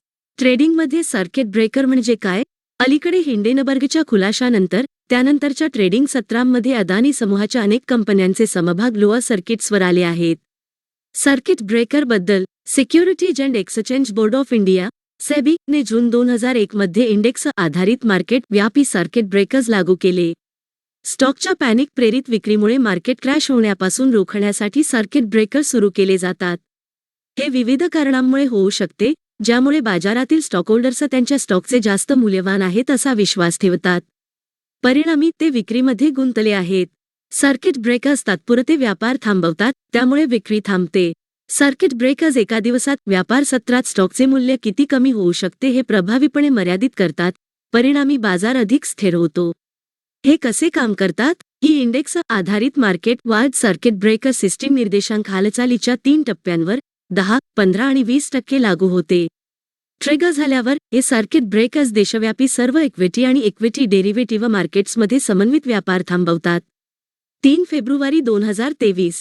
जुनो प्रोब म्हणजे काय? अलीकडे नासाच्या जुनो अंतराळ यानाला एक त्रुटी आली, ज्यामुळे ते ज्युपिटर फ्लायबाय दरम्यान घेतलेल्या 200हून अधिक प्रतिमा गमावले. जुनो प्रोबबद्दल. जुनो हे ज्युपिटर नियर पोल ऑर्बिटरचे संक्षिप्त रूप आहे. हे 2011 मध्ये प्रक्षेपित करण्यात आले होते. जुनो अंतराळ यानाने सुरुवातीला आपल्या सौरमालेतील सर्वात मोठ्या ग्रहावर 5 वर्षांचा प्रवास सुरू केला. त्याच्या प्राथमिक मोहिमेच्या शेवटी अंतराळयानाची उद्दिष्टे विकसित झाली आणि ते जोवियन चंद्राच्या फ्लायबायसह संपूर्ण ज्युपिटर सिस्टम एक्सप्लोररमध्ये बदलले. ध्येय: बृहस्पतीची उत्पत्ती आणि उत्क्रांती समजून घ्या, घनग्रहांचा गाभा शोधा, चुंबकीय क्षेत्राचा नकाशा घ्या, खोल वातावरणात पाणी आणि अमोनिया मोजा आणि अरोरांचं निरीक्षण करा. बृहस्पतीबद्दल मुख्य तथ्ये: बृहस्पती जाड लाल, तपकिरी, पिवळ्या आणि पांढऱ्या ढगांनी झाकलेला वायुमहाकाय ग्रह, सुमारे 89,000 मैल व्यासाचा अभिमान बाळगतो. जुनो डेटावर आधारित आतील मॉडेल्स दर्शवितात की बृहस्पतीचा एक मोठा, पातळ कोर आहे जो ग्रहाच्या वस्तुमानाच्या सुमारे 5 ते 15% खडकाळ आणि बर्फाळ पदार्थाचा समावेश आहे, ज्यामध्ये हायड्रोजन आणि हेलियम सारख्या प्रकाश घटकांसह अनपेक्षितपणे मिसळलेले आहे. त्याला 3 चंद्र आहेत: गॅनिमेड, युरोपा आणि 3 फेब्रुवारी 2023. ल्युपस म्हणजे काय? सेलेना गोमेज या गायिका अभिनेत्याने नुकतेच उघड केले की तिला ल्युपस आहे. ल्युपसबद्दल. ल्युपस हा एक स्वयंप्रतिकार रोग आहे ज्यामध्ये शरीराची रोगप्रतिकारक शक्ती आपल्या स्वतःच्या ऊती आणि अवयवांवर हल्ला करू लागते. या स्थितीचा प्रामुख्याने मूत्रपिंडावर परिणाम होतो, परंतु त्याचा परिणाम त्वचा, रक्तवाहिन्या, संयोजी ऊती, हृदय, मेंदू आणि जवळजवळ प्रत्येक अवयवावरही होतो. मायोकोफेनोलेट, ॲझाथिओप्रिन, सायक्लोफॉस्फामाइड, रितुक्सिमॅब यासारख्या औषधांद्वारे रोगप्रतिकारक शक्तीद्वारे उपचार केला जातो. या रोगाच्या निदानासाठी SLEDAI रोग क्रियाकलाप निर्देशांक वापरला जातो. Systemic lupus erythematosus disease activity index SLEDAI काय आहे? हा एक जागतिक निर्देशांक आहे जो 1985 मध्ये मागील 10 दिवसामध्ये ल्युपस रोग क्रियाकलापांचे मूल्यांकन करण्यासाठी क्लिनिकल निर्देशांक म्हणून विकसित आणि सादर करण्यात आला होता. यात 9 अवयव प्रणालींचे 24 भारत क्लिनिकल आणि प्रयोगशाळा व्हेरिएबल्स आहेत. ल्युपसचे प्रकार काय आहेत? जेव्हा लोक ल्युपसबद्दल बोलतात तेव्हा ते सहसा सिस्टेमिक ल्युपसबद्दल बोलत असतात. परंतु 4 प्रकारचे ल्युपस आहेत. सिस्टेमिक ल्युपस एरिथेमॅटोसस स्ले ल्युप्सचा सर्वात सामान्य प्रकार. त्वचेचा ल्युपस त्वचेपुरता मर्यादित असलेला ल्युप्सचा एक प्रकार. औषध प्रेरित ल्युपस विशिष्ट प्रिस्क्रिप्शन औषधांमुळे होणारा ल्युपस सारखा रोग. नवजात ल्युपस एक दुर्मिळ स्थिती जी ल्युपस असलेल्या स्त्रियांच्या लहान मुलांना प्रभावित करते. रेड सँडर्स वन्य प्राणी आणि वनस्पतींच्या लुप्तप्राय प्रजातींच्या आंतरराष्ट्रीय व्यापारावरील अधिवेशनाच्या अलीकडील व्यापार डेटाबेसमध्ये साइट्स रेड सँडर्सच्या जप्तीच्या आणि भारतातून जंगली नमुने निर्यात केल्याच्या 28 घटनांची नोंद आहे. रेड सँडर्स म्हणजे काय? ही एक वनस्पती प्रजाती आहे जी आंध्र प्रदेशच्या पूर्व घाट प्रदेशातील जंगलांच्या विशिष्ट प्रदेशात स्थानिक आहे. आवश्यक भौगोलिक परिस्थिती हे सहसा खडकाळ, निकृष्ट आणि पडीक जमिनीत लाल माती आणि उष्ण आणि कोरडे हवामान असते. संरक्षण स्थिती IUCN लाल यादी धोक्यात साइट्स परिशिष्ट 2 वन्यजीव संरक्षण अधिनियम 1972 अनुसूची IV साइट्स बद्दल प्रमुख तथ्ये हा एक आंतरराष्ट्रीय करार आहे ज्याचे राज्य आणि प्रादेशिक आर्थिक एकीकरण संस्था स्वेच्छेने पालन करतात. IUCN वर्ल्ड कॉन्झर्वेशन युनियनच्या सदस्यांच्या बैठकीत 1963 मध्ये स्वीकारलेल्या ठरावाच्या परिणामी त्याचा मसुदा तयार करण्यात आला. ते जुलै 1975 मध्ये अंमलात आले. वन्य प्राणी आणि वनस्पतींच्या नमुन्यांच्या आंतरराष्ट्रीय व्यापारामुळे प्रजातींचे अस्तित्व धोक्यात येणार नाही याची खात्री करणे हे त्याचे उद्दिष्ट आहे. जरी साइट्स हे पक्षांवर कायदेशीर बंधनकारक असले तरी दुसऱ्या शब्दांत त्यांना अधिवेशनाची अंमलबजावणी करावी लागेल, ते राष्ट्रीय कायद्यांचे स्थान घेत नाही. साइट्स सचिवालय UNEP द्वारे प्रशासित केले जाते आणि ते जिनिव्हा, स्वित्झर्लंड येथे आहे. साइट्सवरील पक्षांची परिषद ही अधिवेशनाची सर्वोच्च निर्णय घेणारी संस्था आहे आणि त्यात सर्व पक्षांचा समावेश आहे. 3 फेब्रुवारी 2023 मॅक्रोसोमिया म्हणजे काय? अलीकडेच ब्राझीलमधील एका आईने 16 पौंड 7.3 किलोग्रॅम वजनाच्या 2 फूट उंच बाळाला जन्म दिला. मॅक्रोसोमियाबद्दल महाकाय बाळांचे वर्णन करण्यासाठी वापरलेला शब्द म्हणजे मॅक्रोसोमिया, मोठ्या शरीरासाठी ग्रीक. कोणतेही बाळ ज्याचे वजन 4 किलोपेक्षा जास्त असेल, त्याचे गर्भावस्थेचे वय काहीही असो, त्याला मॅक्रोसोमिया असल्याचे म्हटले जाते. मॅक्रोसोमिया कारणीभूत घटक कोणते आहेत? आईच्या शरीराचे वजन लठ्ठ मातांना मॅक्रोसोमिया असण्याची शक्यता जास्त असते. गर्भावस्थेतील मधुमेह असलेल्या माता, गर्भधारणेदरम्यान उद्भवणारी उच्च रक्त शर्करा, हे प्रमाण जन्माच्या 15% ते 45% दरम्यान वाढते. गरोदर असताना मोठे असल्याने मॅक्रोसोमिया असलेले मूल असण्याची शक्यता वाढते. मुदतबाह्य गर्भधारणा, ज्या सामान्यतः 40 आठवडे ओलांडतात, ते देखील बाळाच्या मॅक्रोसोमिक असण्याचा धोका वाढवतात, विशेषतः 42 आठवडे किंवा त्याहून अधिक. मागील गर्भधारणेमुळे मॅक्रोसोमियाचा धोका वाढतो कारण प्रत्येक लागोपाठ गर्भधारणेसह जन्माचे वजन वाढते. मॅक्रोसोमिक बाळाचे परिणाम खांदा डायस्टोसिया, ज्यामुळे बाळाच्या खांद्याला कायमचे नुकसान होऊ शकते. बाळ अडकलेले असताना ते श्वास घेऊ शकत नाही आणि नाळ पिळली जाऊ शकते. प्रसूतीदरम्यान मातांना योनीतून अश्रू येण्याचा धोका वाढतो, ज्यामुळे नंतर प्रसूतीनंतर रक्तस्राव होण्याचा धोका वाढतो. 4 फेब्रुवारी 2023 आग्रा किल्ला छत्रपती शिवाजी महाराजांची जयंती साजरी करणाऱ्या आग्रा किल्ल्यावर सांस्कृतिक कार्यक्रम आयोजित करण्याची परवानगी नाकारल्याबद्दल 2 नोंदणीकृत ट्रस्टने दाखल केलेल्या याचिकेवर दिल्ली उच्च न्यायालयाने अलीकडेच भारतीय पुरातत्व सर्वेक्षण ASICचे उत्तर मागितले. आग्रा किल्ल्याबद्दल पश्चिम मध्य उत्तर प्रदेशातील आग्रा या ऐतिहासिक शहरात यमुना नदीवर वसलेला हा 16व्या शतकातील लाल वाळूचा किल्ला आहे. हे ताजमहाल या त्याच्या अधिक प्रसिद्ध भगिनी स्मारकाच्या वायव्येस सुमारे 5 किलोमीटर अंतरावर आहे. हे 1565 मध्ये सम्राट अकबराच्या आदेशानुसार बांधले गेले. अकबराचा नातू शाहजहानच्या कारकिर्दीतच या जागेची सध्याची स्थिती झाली. 1638 पर्यंत हे मुघल राजवंशातील सम्राटांचे मुख्य निवासस्थान होते, जेव्हा राजधानी आग्राहून दिल्लीला हलविण्यात आली. वैशिष्ट्ये: पूर्वेकडील यमुना नदीकडे तोंड करून लांब, जवळजवळ सरळ भिंत असलेला हा किल्ला अर्धचंद्राच्या आकाराचा आहे. किल्ल्यामध्ये विस्तीर्ण भूमिगत विभागांसह इमारतींचा चक्रव्यूह आहे. बाहेरील भिंत 3 बाजूंनी रुंद आणि खोल खंदकाने वेढलेली आहे. आग्रा किल्ल्याला 4 मुख्य प्रवेशद्वार आहेत: Khigri gate, Amarsingh gate, Delhi gate आणि गजनी गेट. किल्ला संकुल 1983 मध्ये युनेस्को जागतिक वारसा स्थळ म्हणून नियुक्त केले गेले. 4 फेब्रुवारी 2023 दीनदयाळ बंदर लॉजिस्टिक कंपनी DP वर्ल्डने अलीकडेच सांगितले की त्यांनी सार्वजनिक खाजगी भागीदारी मोड अंतर्गत गुजरातमधील दीनदयाळ बंदर येथे मेगा कंटेनर टर्मिनल विकसित करणे, ऑपरेट करणे आणि देखरेख करण्याचे मोठे कंत्राट जिंकले आहे. दीनदयाळ बंदराविषयी दीनदयाल बंदर पूर्वी कांदला बंदर म्हणून ओळखले जात असे. हे कांदला खाडीमध्ये वसलेले आहे आणि गुजरातमधील कच्छच्या आखाताच्या मुखापासून 90 किलोमीटर अंतरावर आहे. हे संरक्षित नैसर्गिक बंदर आहे. हे भारतातील प्रमुख बंदरांपैकी एक म्हणून ओळखले जाते. भारताच्या फाळणीनंतर पाकिस्तानमधील कराची बंदर सोडल्यानंतर पश्चिम भारताला सेवा देणारे मुख्य बंदर म्हणून हे 1950 मध्ये बांधले गेले. दीनदयाळ बंदर हे पेट्रोलियम, रसायने आणि लोहासारख्या मोठ्या आयातीचे केंद्र आहे, तसेच धान्य, मीठ आणि कापड निर्यात करतात. हे व्हॉल्यूमनुसार भारतातील सर्वात मोठे सरकारी मालकीचे कार्गो हँडलर राहिले आहे, परंतु खाजगी मालकीच्या मुंद्रा बंदर, भारतातील सर्वात मोठे खाजगी बंदर, नैऋत्येला 60 किलोमीटर अंतरावर असलेल्या बाजारपेठेतील वाटा याने सातत्याने गमावला आहे. 4 February 2023. Centre for development of advanced computing CDAC म्हणजे काय? Centre for development of advanced computing CDAC हे देशातील पहिल्या स्वदेशी डिझाईन आणि विकसित मायक्रोप्रोसेसरच्या कुटुंबावर काम करत आहे. Centre for development of advanced computing CDAC बद्दल ही इलेक्ट्रॉनिक्स आणि माहिती तंत्रज्ञान मंत्रालयाची सर्वोच्च संशोधन आणि विकास शाखा आहे. त्याची स्थापना 1988 साली झाली. त्याचा मुख्य उद्देश इलेक्ट्रॉनिक्स, IT आणि इतर संबंधित क्षेत्रांमध्ये संशोधन आणि विकास करणे हा होता. USAने सुपर कॉम्प्युटर आयात करण्यास नकार दिल्याच्या संदर्भात सुपर कॉम्प्युटर्स तयार करण्यासाठी हे सेटअप करण्यात आले होते. CDACने 1991 मध्ये भारतातील पहिला स्वदेशी बनावटीचा सुपर कॉम्प्युटर परम 8000 तयार केला. परम 8000 हा भारतातील पहिला सुपर कॉम्प्युटर आहे. हे 1991 मध्ये CDACने विकसित केले होते.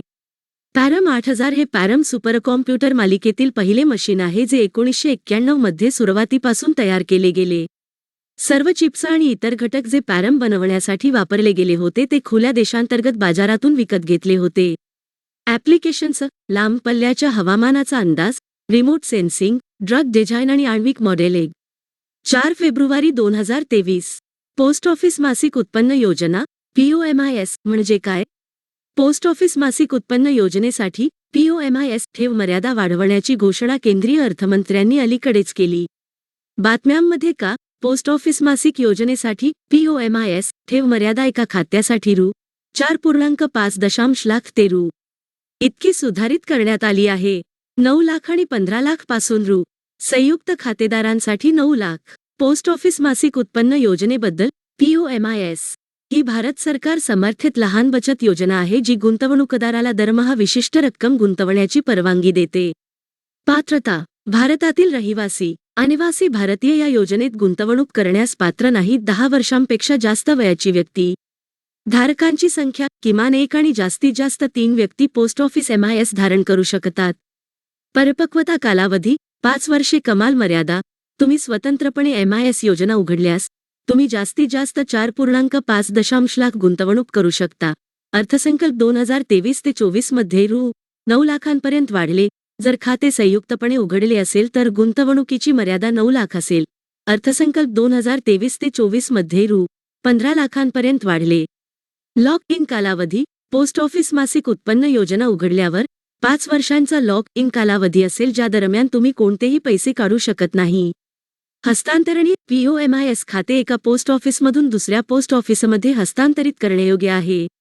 मुदतपूर्व पैसे काढणे: खाते उघडल्यानंतर 1 वर्षानंतर दंडासह मुदतपूर्व पैसे काढण्याची परवानगी आहे. करपात्रता: या योजनेतून मिळणारे कोणतेही उत्पन्न TDS किंवा कर कपाती अंतर्गत येत नाही. 4 फेब्रुवारी 2023. धोलावीरा: पर्यटन मंत्रालयाने नुकतेच सांगितले की G20 पर्यटन कार्यगटाची पहिली बैठक गुजरातमधील कच्छच्या रण येथे आयोजित केली जाईल आणि कच्छच्या रणच्या बैठकीच्या प्रतिनिधींना धोलावीरा येथे नेले जाईल जे युनेस्कोच्या जागतिक वारसा स्थळ आहे. धोलावीराबद्दल: धोलावीरा हे सिंधू संस्कृतीशी निगडीत असलेले अत्यंत महत्त्व असलेले पुरातत्व स्थळ आहे. हे हडप्पा संस्कृतीच्या प्राचीन शहराच्या अवशेषांचे प्रतिनिधित्व करते जे 3000 BCE ते 1800 BCE पर्यंत 1200 वर्षांच्या कालावधीत वसले होते. स्थान: हे ठिकाण भारताच्या गुजरात राज्यातील कच्छ जिल्ह्यातील धोलावीरा गावाजवळ आहे. धोलावीरा हे उपखंडातील सिंधू संस्कृतीचे 5वे सर्वात मोठे ठिकाण आहे. ते उत्तरेला मानसार आणि दक्षिणेला मानहार या 2 मोसमी प्रवाहांमध्ये आहे. हे 2021 मध्ये युनेस्को जागतिक वारसा स्थळ म्हणून घोषित करण्यात आले. वैशिष्ट्ये: यात 2 भाग आहेत. शहराच्या पश्चिमेला एक तटबंदी आणि स्मशानभूमी.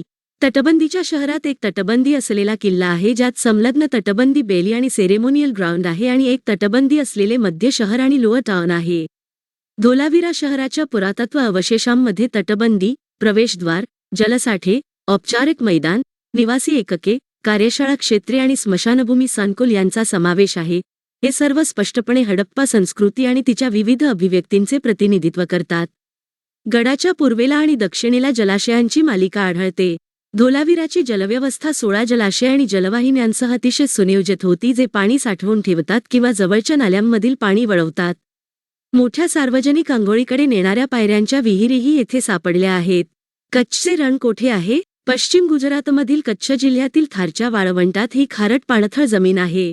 हे भारतातील गुजरात आणि पाकिस्तानमधील सिंध प्रांतादरम्यान आहे.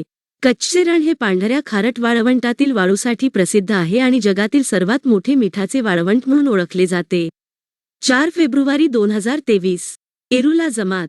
अलीकडेच तामिळनाडूमधील इरुला जमातीतील तज्ज्ञ सर्प पकडणाऱ्यांना पद्मश्री पुरस्काराने सन्मानित करण्यात आले. इरुला ट्राइबबद्दल मुख्य तथ्ये. इरुला हे भारतातील सर्वात जुने स्थानिक समुदाय आहेत आणि ते विशेषतः असुरक्षित आदिवासी गट आहेत. ते प्रामुख्याने तामिळनाडूच्या उत्तरेकडील जिल्ह्यांमध्ये तसेच केरळ आणि कर्नाटकच्या काही भागात राहतात. ते इरुला बोलतात, जी तमिळ आणि कन्नड सारख्या द्रविड भाषांशी संबंधित आहे. इरुला पारंपरिकपणे साप आणि उंदीर पकडतात, परंतु ते मजूर म्हणून देखील काम करतात. साप आणि सापाच्या विषाविषयी इरुलासचे ज्ञान पौराणिक आहे. ते त्यांच्या माग, वास आणि विष्ठेच्या आधारे साप शोधू शकतात. Irula snake catchers industrial cooperative society ही देशातील सर्पविरोधक विष ASV ची प्रमुख उत्पादक आहे. 4 फेब्रुवारी 2023. SP डाउ जोन्स निर्देशांक. अलीकडेच SP डाउ जोन्स निर्देशांकाने जाहीर केले की ते अदानी समूहाची प्रमुख कंपनी अदानी एंटरप्राइजेस त्याच्या मोठ्या प्रमाणावर वापरल्या जाणाऱ्या टिकाऊपणा निर्देशांकांमधून काढून टाकेल. SP Dow Jones निर्देशांकांबद्दल. या निर्देशांकात SP ग्लोबलने कॉर्पोरेट सस्टेनेबिलिटी असेसमेंट द्वारे ओळखल्याप्रमाणे जागतिक स्थिरता लीडर्सचा समावेश होतो.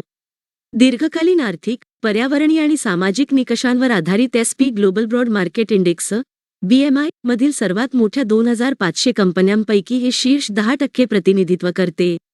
कॉर्पोरेट सस्टेनेबिलिटी असेसमेंट म्हणजे काय? याची स्थापना 1999 मध्ये झाली आणि SP डाउ जोन्स सस्टेनेबिलिटी इंडेक्सचा पाया म्हणून काम करते. तो आता इतर अनेक पर्यावरण, सामाजिक जबाबदारी आणि कॉर्पोरेट गव्हर्नन्सचा आधार आहे. SP ग्लोबलच्या मते, SPने 2019 मध्ये एसचे विकत घेतले, ज्यात संबंधित ESG रेटिंग आणि ESG बेंचमार्किंग संघांचे संक्रमण समाविष्ट आहे, जे आता SP ग्लोबल स्वित्झर्लंडमधून कार्य करतात. हे 80 ते 100 क्रॉस इंडस्ट्री आणि उद्योग विशिष्ट प्रश्नांच्या मिश्रणाचे मूल्यांकन करून प्रश्नावलीद्वारे 61 उद्योगांमधील कंपन्यांची तुलना करते. त्यांच्या कामगिरीच्या आधारे कंपन्यांना 0 ते 100 पर्यंत गुण मिळतात. आर्थिक, पर्यावरणीय आणि सामाजिक परिमाणांमध्ये अंदाजे 20 आर्थिकदृष्ट्या संबंधित स्थिरता निकषांसाठी टक्केवारी रँकिंग. वाढत्या संख्येने कंपन्या मूल्यांकनात भाग घेतात आणि त्यांचे परिणाम बेंचमार्क करण्यासाठी वापरतात. पर्यावरण, सामाजिक जबाबदारी आणि कॉर्पोरेट गव्हर्नन्स ESG म्हणजे काय? ESG हे एक फ्रेमवर्क आहे जे भागधारकांना हे समजण्यास मदत करते की संस्था पर्यावरणीय, सामाजिक आणि प्रशासन निकषांशी संबंधित जोखीम आणि संधी कशी व्यवस्थापित करते. गेल्या काही वर्षांत भारतासह सर्वत्र गुंतवणूकदारांसाठी महत्त्वाची थीम म्हणून उदयास आली आहे. ESG फंडांच्या मालमत्तेचा आकार, जे त्यांच्या गुंतवणूक प्रक्रियेत पर्यावरणीय, सामाजिक जबाबदारी आणि कॉर्पोरेट गव्हर्नन्सचा समावेश करतात, भारतात वाढले आहेत. 2021 मध्ये NSEने NSE प्राइम लॉन्च केले, एक फ्रेमवर्क जे कंपन्यांना कॉर्पोरेट गव्हर्नन्सच्या मानकांना सादर करण्यास अनुमती देते, जे विद्यमान नियमांनुसार आवश्यक असलेल्या मानकांपेक्षा जास्त आहेत. 4 फेब्रुवारी 2023. Orang national park. अलीकडेच आसामच्या ओरांग नॅशनल पार्कमध्ये रॉयल बंगाल वाघीण वयाच्या कारणास्तव मृतावस्थेत आढळून आली. ओरांग नॅशनल पार्कबद्दल. हे आसाम राज्यातील ब्रह्मपुत्रा नदीच्या उत्तर तीरावर आहे. हे 1985 मध्ये अभयारण्य म्हणून स्थापित केले गेले आणि 13 एप्रिल 1999 रोजी राष्ट्रीय उद्यान घोषित केले. याला mini Kaziranga national park IUCN site म्हणूनही ओळखले जाते, कारण दोन्ही उद्यानांमध्ये पाणथळ जागा, नाले आणि गवताळ प्रदेशांचा सारखाच लँडस्केप आहे आणि ग्रेट इंडियन एक हॉर्न्ड गेंडा राहतो. हे देशातील एक व्याघ्र प्रकल्प देखील आहे, जे 2016 मध्ये अधिसूचित करण्यात आले होते. प्राणी, गेंडा, वाघ, हत्ती, हॉग डिअर, जंगली डुक्कर, सिव्हेट मांजर, एक शिंग असलेला गेंडा. 4 फेब्रुवारी 2023.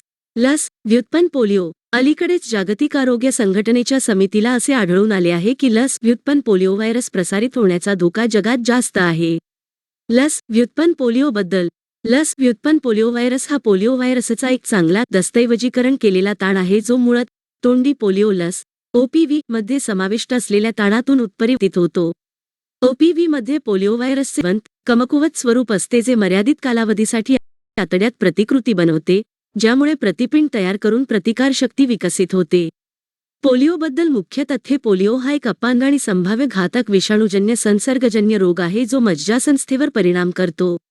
3 वैयक्तिक आणि इम्युनोलॉजिकल स्पष्ट वन्य पोलिओ व्हायरस स्ट्रेन आहेत. वाइल्ड पोलिओ व्हायरस प्रकार 1 WPV1, वाइल्ड पोलिओ व्हायरस प्रकार 2 WPV2, वाइल्ड पोलिओ व्हायरस प्रकार 3 WPV3. लक्षणानुसार तिन्ही स्ट्रेन एकसारखे आहेत, कारण ते अपरिवर्तनीय पक्षाघात किंवा मृत्यू देखील कारणीभूत ठरतात. तथापि आनुवांशिक आणि विषाणूशास्त्रीय फरक आहेत, जे या 3 जातींना वेगळे विषाणू बनवतात ज्या प्रत्येकाचे वैयक्तिकरित्या निर्मूलन करणे आवश्यक आहे. तो कसा प्रसारित होतो? विषाणू व्यक्तीद्वारे प्रसारित होतो, मुख्यतः विष्ठा, तोंडी मार्गाने किंवा कमी वेळा, सामान्य वाहनाने, उदा. दूषित पाणी किंवा अन्न, आणि आतड्यात गुणाकार होतो, जिथून तो होऊ शकतो. मज्जासंस्थेवर आक्रमण करून पक्षाघात होतो.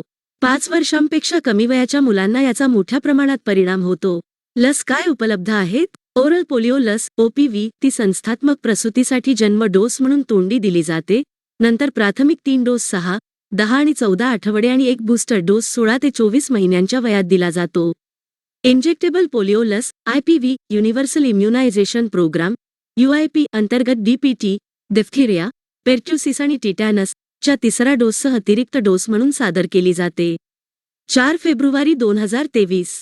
एशियाटिक काळा अस्वल. अलीकडेच एका नवीन अभ्यासातून असे दिसून आले आहे की काश्मीर खोऱ्याने प्राण्यांच्या जागतिक श्रेणीमध्ये मानवांवर क्वचितच आढळलेल्या एशियाटिक कृष्णवर्णी हल्ल्यांच्या प्रवृत्तीला आळा बसला आहे. एशियाटिक काळ्या अस्वलाबद्दल. एशियाटिक काळे अस्वल चंद्र अस्वल म्हणून ओळखले जाते. एशियाटिक काळ्या अस्वलाच्या 7 उपप्रजाती आहेत, त्यापैकी हिमालयीन काळ्या अस्वलाच्या उपप्रजाती भारतात आढळतात. वैशिष्ट्ये. एशियाटिक काळ्या अस्वलाला गुळगुळीत काळ्या फरचा कोट असतो आणि त्याच्या छातीवर पांढऱ्या फरच्या व्हीद्वारे ओळखले जाऊ शकते. श्रेणी. आशियाई काळा अस्वल दक्षिण पूर्व इराणपासून म्यानमारपर्यंत हिमालयाच्या पायथ्याशी पसरलेल्या अरुण पट्ट्यात राहतो. भारतात हे अरुणाचल प्रदेश, आसाम, सिक्कीम आणि जम्मू आणि काश्मीरच्या केंद्रशासित प्रदेशात आढळते. एशियाटिक काळा अस्वल सर्वभक्षी आहे. संवर्धन स्थिती IUCN लाल यादी. असुरक्षित साइट्स. परिशिष्ट वन्यजीव संरक्षण कायदा 1972, अनुसूची 2. 5 फेब्रुवारी 2023. Organisation for economic cooperation and development OECD म्हणजे काय? गुजरात सरकारने अलीकडेच सरकारी शाळांमधील विद्यार्थ्यांसाठी आंतरराष्ट्रीय विद्यार्थी मूल्यांकन PISA चाचणी आयोजित करण्यासाठी OECD सोबत करार केला आहे. Organisation for economic cooperation and development OECD बद्दल मुख्य तथ्ये. लोकशाही आणि बाजाराच्या अर्थव्यवस्थेसाठी वचनबद्ध असलेली ही 38 देशांची आंतरराष्ट्रीय संस्था आहे. OECD सदस्य सामान्यत लोकशाही देश आहेत जे मुक्त मार्केट अर्थव्यवस्थांना समर्थन देतात. OECD ची स्थापना 14 डिसेंबर 1960 रोजी 18 युरोपीय राष्ट्रांनी तसेच युनायटेड स्टेट्स आणि कॅनडा यांनी केली. मुख्यालय पॅरिस, फ्रान्स. आर्थिक सहकार आणि विकास संघटनेचे OECD उद्दिष्ट सर्वांसाठी समृद्धी, समानता, संधी आणि कल्याण यांना चालना देणारी धोरणे तयार करणे हे आहे. OECD आर्थिक अहवाल, सांख्यिकी डेटाबेस, विश्लेषणे आणि जगभरातील आर्थिक वाढीच्या दृष्टिकोनाचे अंदाज प्रकाशित करते. ही संस्था जगभरातील लाचखोरी आणि इतर आर्थिक गुन्ह्यांचे उच्चाटन करण्याचा प्रयत्न करते. OECD अशा राष्ट्रांची तथाकथित काळी यादी राखते ज्यांना असहकारी कर आश्रयस्थान मानले जाते. भारत अनेक सदस्य नसलेल्या अर्थव्यवस्थांपैकी एक आहे ज्यांच्याशी OECDचे सदस्य देशांव्यतिरिक्त कार्यरत संबंध आहेत. International student assessment programme PISA हे एक आंतरराष्ट्रीय मूल्यांकन आहे जे दर 3 वर्षांनी 15 वर्षांच्या विद्यार्थ्यांचे वाचन, गणित आणि विज्ञान साक्षरतेचे मोजमाप करते. प्रथम 2000 मध्ये आयोजित अभ्यासाचे प्रमुख क्षेत्र प्रत्येक चक्रात वाचन, गणित आणि विज्ञान यांच्यात फिरते. PISA मध्ये सामान्य किंवा क्रॉस करिक्युलर क्षमतांचे उपाय देखील समाविष्ट आहेत, जसे की सहयोगी समस्या सोडवणे. PISA चे समन्वय OECD द्वारे केले जाते. 5 फेब्रुवारी 2023. ऐच्छिक सेटलमेंट योजना काय आहे? केंद्रीय अर्थसंकल्प 2023ने सरकारी उपक्रमांशी संबंधित व्यावसायिक करारविषयक विवादांना सौहार्दपूर्णपणे समाप्त करण्यासाठी मानकीकृत अटींसह स्वैच्छिक समझोता योजना जाहीर केली आहे, ज्यात लवाद निवाडा आव्हानाखाली आहेत. बातम्यांमध्ये का 2023 ते 24च्या अर्थसंकल्पात वाद से विश्वास 2 कंत्राटी विवाद मिटवणे नावाची करार विवाद सोडवण्यासाठी एक योजना प्रस्तावित केली आहे. ऐच्छिक सेटलमेंट योजनेबद्दल हे सरकार आणि सरकारी उपक्रमांचे कंत्राटी वाद सोडवण्यासाठी सुरू केले जाते, ज्यामध्ये लवादाचा निवाडा न्यायालयात आव्हानाखाली आहे. विवादाच्या प्रलंबित पातळीनुसार श्रेणीबद्ध सेटलमेंट अटी देऊन हे केले जाईल. योजनेंतर्गत खाजगी क्षेत्राला योजनेत येण्याचा किंवा न येण्याचा ऐच्छिक पर्याय दिला जातो. वाद से विश्वास योजना ही एक थेट कर योजना आहे, जी भारत सरकारने 2020 मध्ये करदाते आणि आयकर विभाग यांच्यातील वाद सोडवण्यासाठी सुरू केली होती. कर संबंधित खटले कमी करणे हे त्याचे उद्दिष्ट आहे. या योजनेअंतर्गत एक वैयक्तिक करदाता विवादित कर रकमेच्या पूर्ण आणि अंतिम सेटलमेंटवर व्याज आणि दंडावर संपूर्ण माफीचा दावा करू शकतो. योजनेअंतर्गत कर भरण्यासाठी कालमर्यादा निश्चित करण्यात आली होती. 5 फेब्रुवारी 2023. तांदळाचा कोंडा म्हणजे काय? देशात सध्या सुरू असलेल्या अन्नटंचाईच्या पार्श्वभूमीवर चीनने राईस ब्रॅनला मुख्य अन्न म्हणून प्रोत्साहन देण्यास सुरुवात केली आहे. तांदूळ कोंडाबद्दल. तांदूळ कोंडा हे तांदूळ दळण्याच्या प्रक्रियेतील मुख्य उपउत्पादनांपैकी एक आहे. हा तपकिरी तांदूळाचा बाह्य तपकिरी थर आहे आणि मिलेट प्रक्रियेदरम्यान वेगळा केला जातो. कोंडा अंशामध्ये 14-18% तेल असते. तांदूळ कोंडा तेल हे असंतृप्त चरबी, व्हिटॅमिन ई आणि इतर महत्त्वाच्या पोषक तत्वांचा चांगला स्रोत आहे. सध्या त्याचा प्रामुख्याने पशुखाद्य म्हणून वापर केला जातो. आरबीचे आरोग्यावर होणारे परिणाम, ज्यात अँटीडायबेटिक, लिपिड लोअरिंग, हायपोटेन्सिव्ह, अँटीऑक्सिडंट आणि दाहक विरोधी प्रभावांचा समावेश होतो, तर त्याच्या सेवनाने आतड्यांचे कार्य देखील सुधारते. 5 फेब्रुवारी 2023. विश्व भारती विद्यापीठ. जगातील पहिल्या जिवंत वारसा विद्यापीठाचा मान मिळवण्यासाठी विश्व भारती विद्यापीठाला लवकरच युनेस्कोकडून हेरिटेज टॅग मिळणार आहे. विश्व भारती विद्यापीठाबद्दल. हे पश्चिम बंगालमधील शांतिनिकेतन येथे स्थित भारतातील प्रमुख केंद्र सरकार अनुदानित स्वायत्त विद्यापीठांपैकी एक आहे. हे भारतातील व्हिज्युअल आर्ट सराव आणि संशोधनासाठी एक प्रतिष्ठित केंद्र म्हणून प्रसिद्ध आहे. नोबेल पारितोषिक विजेते रवींद्रनाथ टागोर यांनी 1921 मध्ये विद्यापीठाची स्थापना केली. नोबेल पारितोषिक विजेते रवींद्रनाथ टागोर यांच्या नावावरून विश्व भारती सोसायटीची मे 1922 मध्ये नोंदणी होईपर्यंत त्याचे नाव देण्यात आले. 1951 मध्ये केंद्रीय कायद्याद्वारे संस्थेला केंद्रीय विद्यापीठाचा दर्जा देण्यात आला. त्याचे पहिले कुलगुरू रवींद्रनाथ टागोर यांचे पुत्र रथींद्रनाथ टागोर होते आणि दुसरे कुलगुरू दुसरे नोबेल पारितोषिक विजेते अर्थशास्त्रज्ञ अमर्त्य सेन यांचे आजोबा होते. भारताचे राष्ट्रपती विद्यापीठाच्या कुलगुरूंची नियुक्ती करतात. विश्व भारती विद्यापीठ पौष मेळा आणि बसंता उत्सव नावाच्या सांस्कृतिक उत्सवांसाठी प्रसिद्ध आहे, जे देशभरातील अनेक कारागिरांना आकर्षित करतात. 5 फेब्रुवारी 2023. अँडीज पर्वत. युनायटेड नेशन्सच्या निर्वासित एजन्सीने अलीकडेच नोंदवले आहे की पेरूच्या अँडियन हायलँड्समध्ये 7 हैतियन स्थलांतरितांचा मृत्यू झाला आहे, कारण सरकारविरोधी निदर्शने त्यांना बोलिव्हियामध्ये जाण्यापासून रोखत आहेत. अँडीज पर्वतांबद्दल. अँडीज ही जगातील सर्वात लांब पाण्याच्या वरची पर्वतरांग आहे. अँडीज पर्वत 7 देशांत पसरलेले आहेत: Argentina, mount Aconcagua, Bolivia, Huayna Potosi, Chile, Colombia, Ecuador, Peru आणि व्हेनेझुएला, ज्यांना अँडियन राज्ये म्हणतात. हे सुमारे 5,500 मैल 8,900 किलोमीटर लांब आहे आणि सरासरी उंचीवर हिमालयानंतर दुसऱ्या क्रमांकावर आहे. यात समांतर आणि आडवा पर्वतरांगा किंवा कॉर्डिलेरा आणि मध्यवर्ती पठार आणि उदासीनता यांचा समावेश होतो. अँडीजमधील सर्वोच्च उंची अर्जेंटिनामधील माउंट अकोनकागुआ आहे, जी समुद्रसपाटीपासून 22,841 फूट 6,962 मीटर आहे. चिली अर्जेंटिना सीमेवरील ओजोस डेल सलाडो समुद्रसपाटीपासून मोजले असता जगातील सर्वात उंच ज्वालामुखी अँडीजमध्ये आहे. अँडीज पर्वत 50 दशलक्ष वर्षांहून जुने आहेत. ते दक्षिण अमेरिकन आणि पॅसिफिक टेक्टोनिक प्लेट्सची टक्कर झाल्यावर तयार झाले. पेरूबद्दल मुख्य तथ्ये. ब्राझील आणि अर्जेंटिनानंतर पेरू हा दक्षिण अमेरिकेतील तिसरा सर्वात मोठा देश आहे. हे पर्वत आणि समुद्रकिनारे ते वाळवंट आणि पावसाच्या जंगलांपर्यंत विविध प्रकारच्या लँडस्केपने बनलेले आहे. राजधानी लिमा जगातील सर्वात मोठे रेन फॉरेस्ट ॲमेझॉन पेरूचा जवळपास अर्धा भाग व्यापतो. पेरूची सीमा कोलंबिया, ब्राझील, बोलिव्हिया, चिली आणि इक्वेडोर यांच्याशी आहे. 5 फेब्रुवारी 2023. शेंदुर्णी वन्यजीव अभयारण्य. शेंदुर्णी वन्यजीव अभयारण्यात नुकतेच वार्षिक प्राणी सर्वेक्षण झाले. शेंदुर्णी वन्यजीव अभयारण्याबद्दल. शेंदुर्णी वन्यजीव अभयारण्य हे भारताच्या पश्चिम घाटात कोल्लम जिल्ह्यातील एक संरक्षित क्षेत्र आहे. या अभयारण्याला चेनकुरिंजी ग्लुटा ट्रॅव्हनकोरिका हे नाव या प्रदेशातील स्थानिक प्रजातीपासून मिळाले आहे. हे अगस्त्यमलाई बायोस्फिअर रिझर्व्हच्या नियंत्रणाखाली येते. वनस्पती उष्णकटिबंधीय सदाहरित आणि अर्ध सदाहरित जंगले अभयारण्याचा एक मोठा भाग व्यापतात. प्राणी वाघ, गौर, हत्ती, सांबर हरणे, स्लॉथ अस्वल, Malabar raven, Malabar banded swallowtail, red disc bush brownie. 5 फेब्रुवारी 2023. Hubble space telescope. अलीकडे खगोलशास्त्रज्ञांनी नासाच्या हबल स्पेस टेलिस्कोपचा वापर थेट एका वेगळ्या पांढऱ्या बटू ताऱ्याचे वस्तुमान मोजण्यासाठी केला. बातमीत का हबल स्पेस टेलिस्कोपने लॉद 37 नावाच्या पांढऱ्या बटूचे वस्तुमान मोजले, जे 1 अब्ज वर्षांपूर्वी जळून गेले. कामात शास्त्रज्ञांनी गुरुत्वीय लेन्सिंग नावाची एक घटना वापरली. गुरुत्वीय लेन्सिंग म्हणजे काय? 1915 मध्ये एल्बर्ट आइन्स्टाईन यांनी प्रथम भाकीत केले होते, ज्यामध्ये मोठ्या वस्तुमानाच्या वस्तूंद्वारे प्रकाश वाकणे समाविष्ट होते.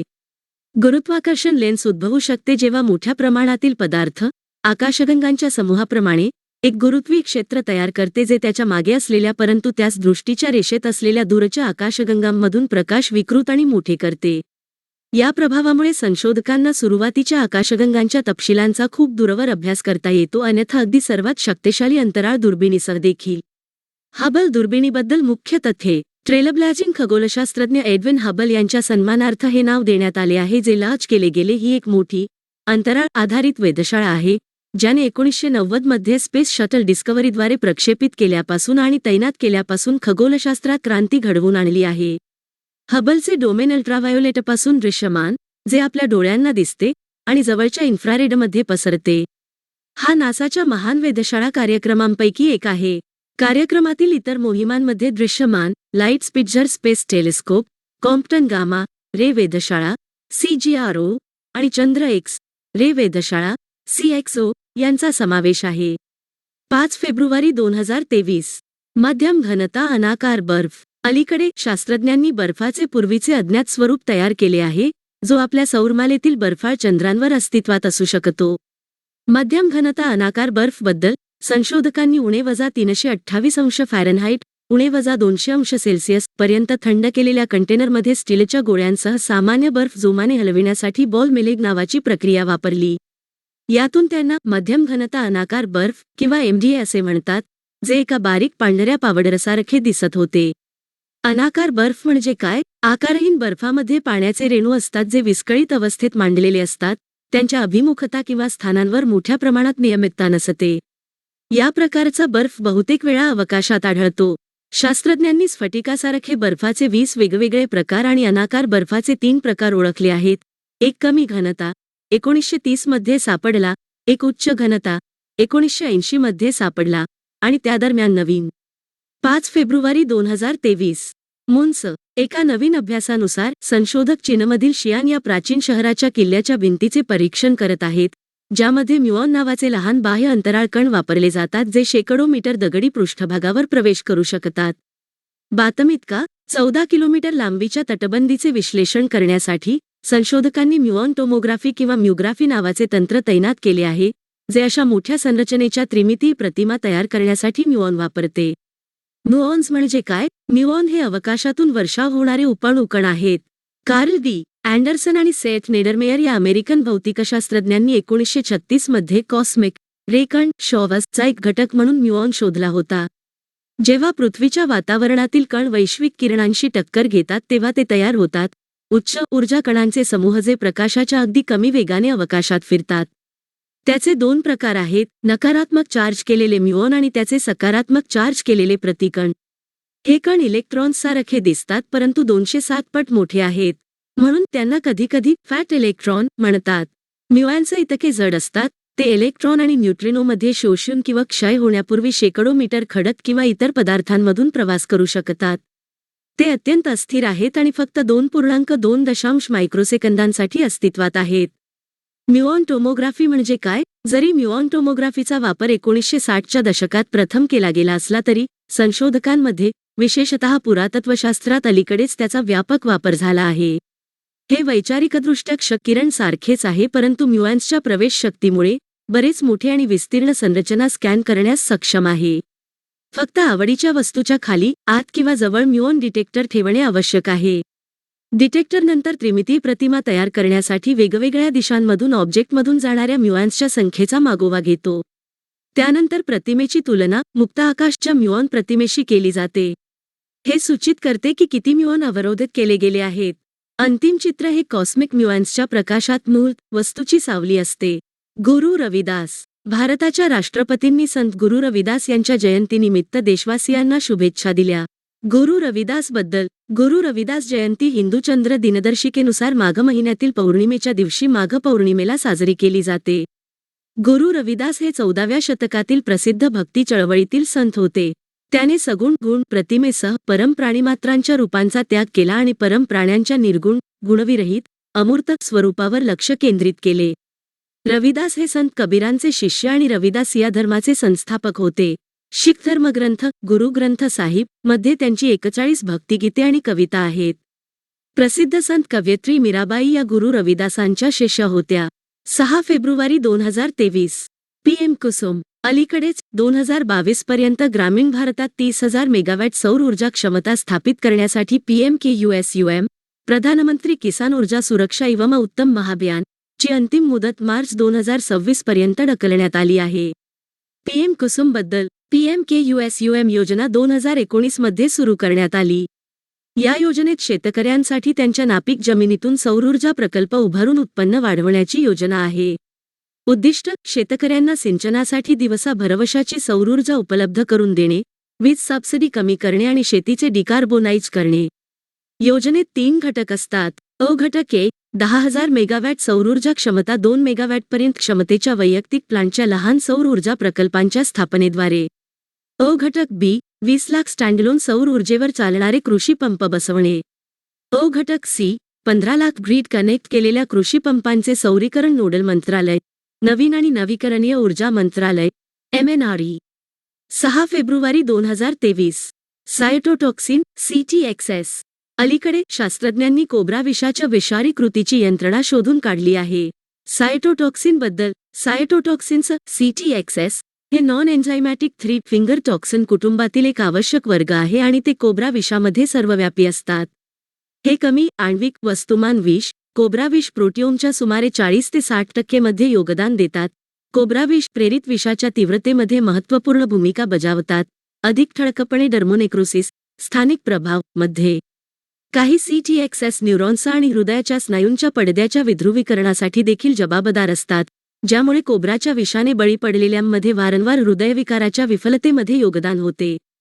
परिणामी त्यांना कार्डिओटॉक्सिन्स CDTX असेही म्हणतात. विशेष म्हणजे विविध कोब्रा प्रजातींमध्ये कोब्रा विषाचे CTXचे प्रमाण नाटकीयरित्या बदलते. सहसा आफ्रिकन थुंकणाऱ्या कोब्राच्या विषामध्ये एशियाटिक कोब्राच्या तुलनेत CTXचे प्रमाण जास्त असते, जे सापाच्या विषाच्या रचनेत भौगोलिक फरक दर्शवते. कोब्राबद्दल मुख्य तथ्ये. कोब्रा नाजा वंश आशिया आणि आफ्रिकेत मोठ्या प्रमाणावर वितरित केले जातात. भारतीय उपखंडासह या महाद्वीपांवर मोठ्या प्रमाणात मृत्यू आणि विकृतीसाठी कोब्रा चावणे जबाबदार आहेत. कोब्रा विष हे न्यूरोटॉक्सिक असतात, तथापि ते विषाणुयुक्त साइटवर स्थानिक सायटोटॉक्सिक प्रभाव देखील प्रदर्शित करतात आणि सायटोटॉक्सिसिटीची व्याप्ती प्रजातींनुसार भिन्न असू शकते. 6 फेब्रुवारी 2023. नॉर्थ स्टार म्हणजे काय? अलीकडेच भारताचे उपराष्ट्रपती म्हणाले की संसद ही लोकशाहीची नॉर्थ स्टार आहे. नॉर्थ स्टार बद्दल. उत्तर तारा ध्रुव तारा म्हणूनही ओळखला जातो. हा एक अतिशय तेजस्वी तारा आहे, सूर्यापेक्षा सुमारे 2500 पट अधिक तेजस्वी. हे उर्सा मायनर नक्षत्राचा भाग आहे आणि पृथ्वीपासून सुमारे 323 प्रकाशवर्षे दूर आहे. उत्तर तारा उत्तर खगोलीय ध्रुवापासून 1 अंशपेक्षा कमी अंतरावर आहे, जवळजवळ पृथ्वीच्या रोटेशनल अक्षाच्या थेट रेषेत आहे. ते उत्तरेकडील आकाशात स्थिर बसलेले दिसते, इतर सर्व तारे त्याच्याभोवती फिरताना दिसतात. त्याची स्थिती आणि चमक यामुळे मानवांना प्राचीन काळापासून ते नेव्हिगेशनसाठी वापरण्याची परवानगी दिली आहे. क्षितिजाच्या वर असलेल्या ताऱ्याची उंची निरीक्षकाचे अंदाजे अक्षांश देते. दक्षिणेकडे विषुववृत्त ओलांडल्यावर, तथापि, उत्तर तारा क्षितिजावर हरवला आहे आणि म्हणून उपयुक्त जलवाहतूक मदत म्हणून थांबतो. ओर्सा मायनर म्हणजे काय? दुसऱ्या शतकात ग्रीक खगोलशास्त्रज्ञ टॉलेमीने ओळखलेल्या 48 नक्षत्रांपैकी हे एक आहे. त्याला लहान अस्वल देखील म्हणतात. 6 फेब्रुवारी 2023 जागतिक पाणथळ दिवस. अलीकडेच भारतातील राज्य सरकारे आणि केंद्रशासित प्रदेश प्रशासनाने सर्व 75 रामसर येथे जागतिक पाणथळ दिवस WWD साजरा केला. जागतिक पाणथळ प्रदेश दिनाविषयी 1971 मध्ये आंतरराष्ट्रीय महत्त्वाच्या पाणथळ क्षेत्रावरील रामसर कन्व्हेन्शनवर स्वाक्षरी केल्याच्या स्मरणार्थ जगभरात दरवर्षी 2 फेब्रुवारी रोजी जागतिक पाणथळ दिवस पाळला जातो. भारत 1982 पासून या अधिवेशनाचा एक पक्ष आहे आणि आतापर्यंत 23 राज्ये आणि केंद्रशासित प्रदेशांचा समावेश असलेल्या 75 पाणथळ जागा रामसर साइट म्हणून घोषित केल्या आहेत. सध्या तामिळनाडू राज्यात रामसर साइट्सची कमाल संख्या 14, त्यानंतर यूपीमध्ये 10 रामसर साइट्स आहेत.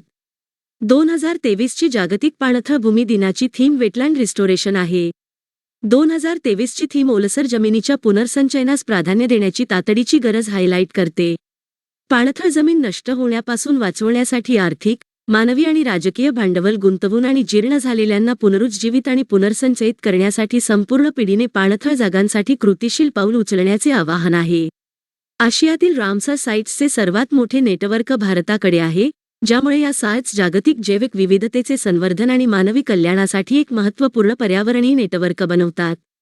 6 फेब्रुवारी 2023 धमाल म्हणजे काय? धमाल कामगिरीच्या परंपरेची कहाणी मानवी चळवळी आणि इतिहासाने आकार दिलेल्या जगात संस्कृतींचे समृद्ध आणि जटिल मिश्रण प्रकट करते.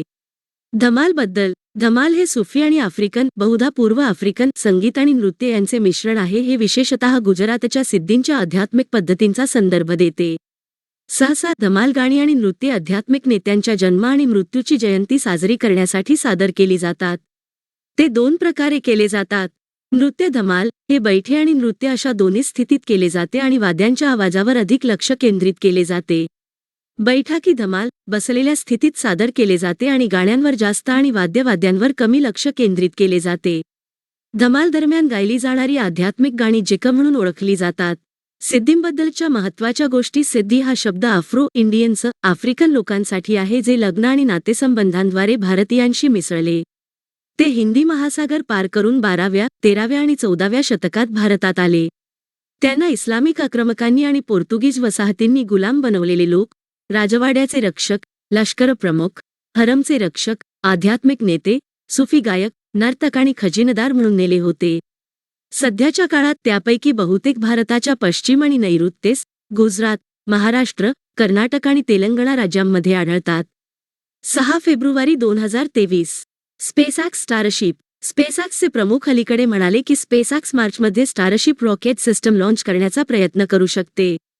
स्पेसएक्स स्टारशिपबद्दल. स्टारशिप हे एक सुपर हेवी लिफ्ट रॉकेट आणि अंतराळयान आहे, जे प्रचंड मालवाहू आणि असंख्य अंतराळवीरांना खोल अंतराळात नेण्यासाठी बांधले गेले आहे. स्टारशिप हे आतापर्यंत विकसित केलेले जगातील सर्वात शक्तिशाली प्रक्षेपण वाहन असेल. पृथ्वीच्या कक्षेत 150 मेट्रिक टनपर्यंत वाहून नेण्याची क्षमता पुन्हा वापरता येण्याजोगी आणि 250 मेट्रिक टनपर्यंत खर्च करण्यायोग्य आहे. स्टारशिप हे स्टारशिप स्पेसक्राफ्ट, जे क्रू आणि कार्गो वाहून नेते, आणि सुपर हेवी रॉकेट यांचा समावेश असलेल्या 2 घटक प्रणालीचे एकत्रित नाव आहे. रॉकेट स्टेनलेस स्टीलचे बनलेले असून ते द्रव मिथेनवर चालते.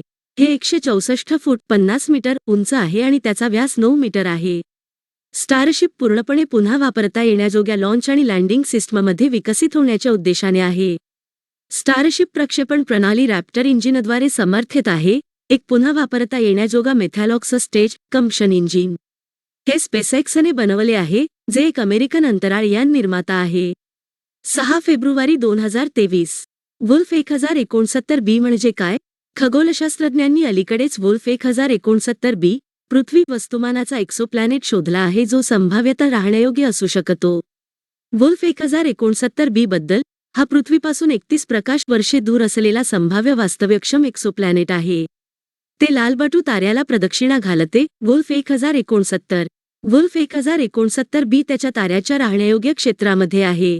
वुल्फ 1069b ला पृथ्वीला मिळणाऱ्या सूर्यप्रकाशातील अंदाजे 65% प्राप्त होते. वुल्फ 1069b हे संभाव्यतः एक खडकाळ जग आहे. पृथ्वीचे वस्तुमान सुमारे 26 आणि आकारमान 1.8 आहे. त्याची पृष्ठभाग थंड आहे, ज्यामुळे ती केशरी दिसते. वुल्फ 1069 बी हा त्याच्या मूळ ताऱ्याला भरतीने लॉक केलेला आहे. याचा अर्थ एक बाजू नेहमी दिवसाच्या प्रकाशात असते आणि विरुद्ध बाजू नेहमी अंधारात असते. ते पृथ्वी आणि सूर्य यांच्यातील विभक्तीच्या 1/15व्या अंतरावर 15.6 दिवसात ताऱ्याभोवती प्रदक्षिणा घालते. बटू तारा म्हणजे काय? बटू तारा हा सरासरी किंवा कमी प्रकाशमानता, वस्तुमान आणि आकाराचा कोणताही तारा असतो. बटू ताऱ्यांचा रंग निळ्या ते लाल रंगाचा असू शकतो.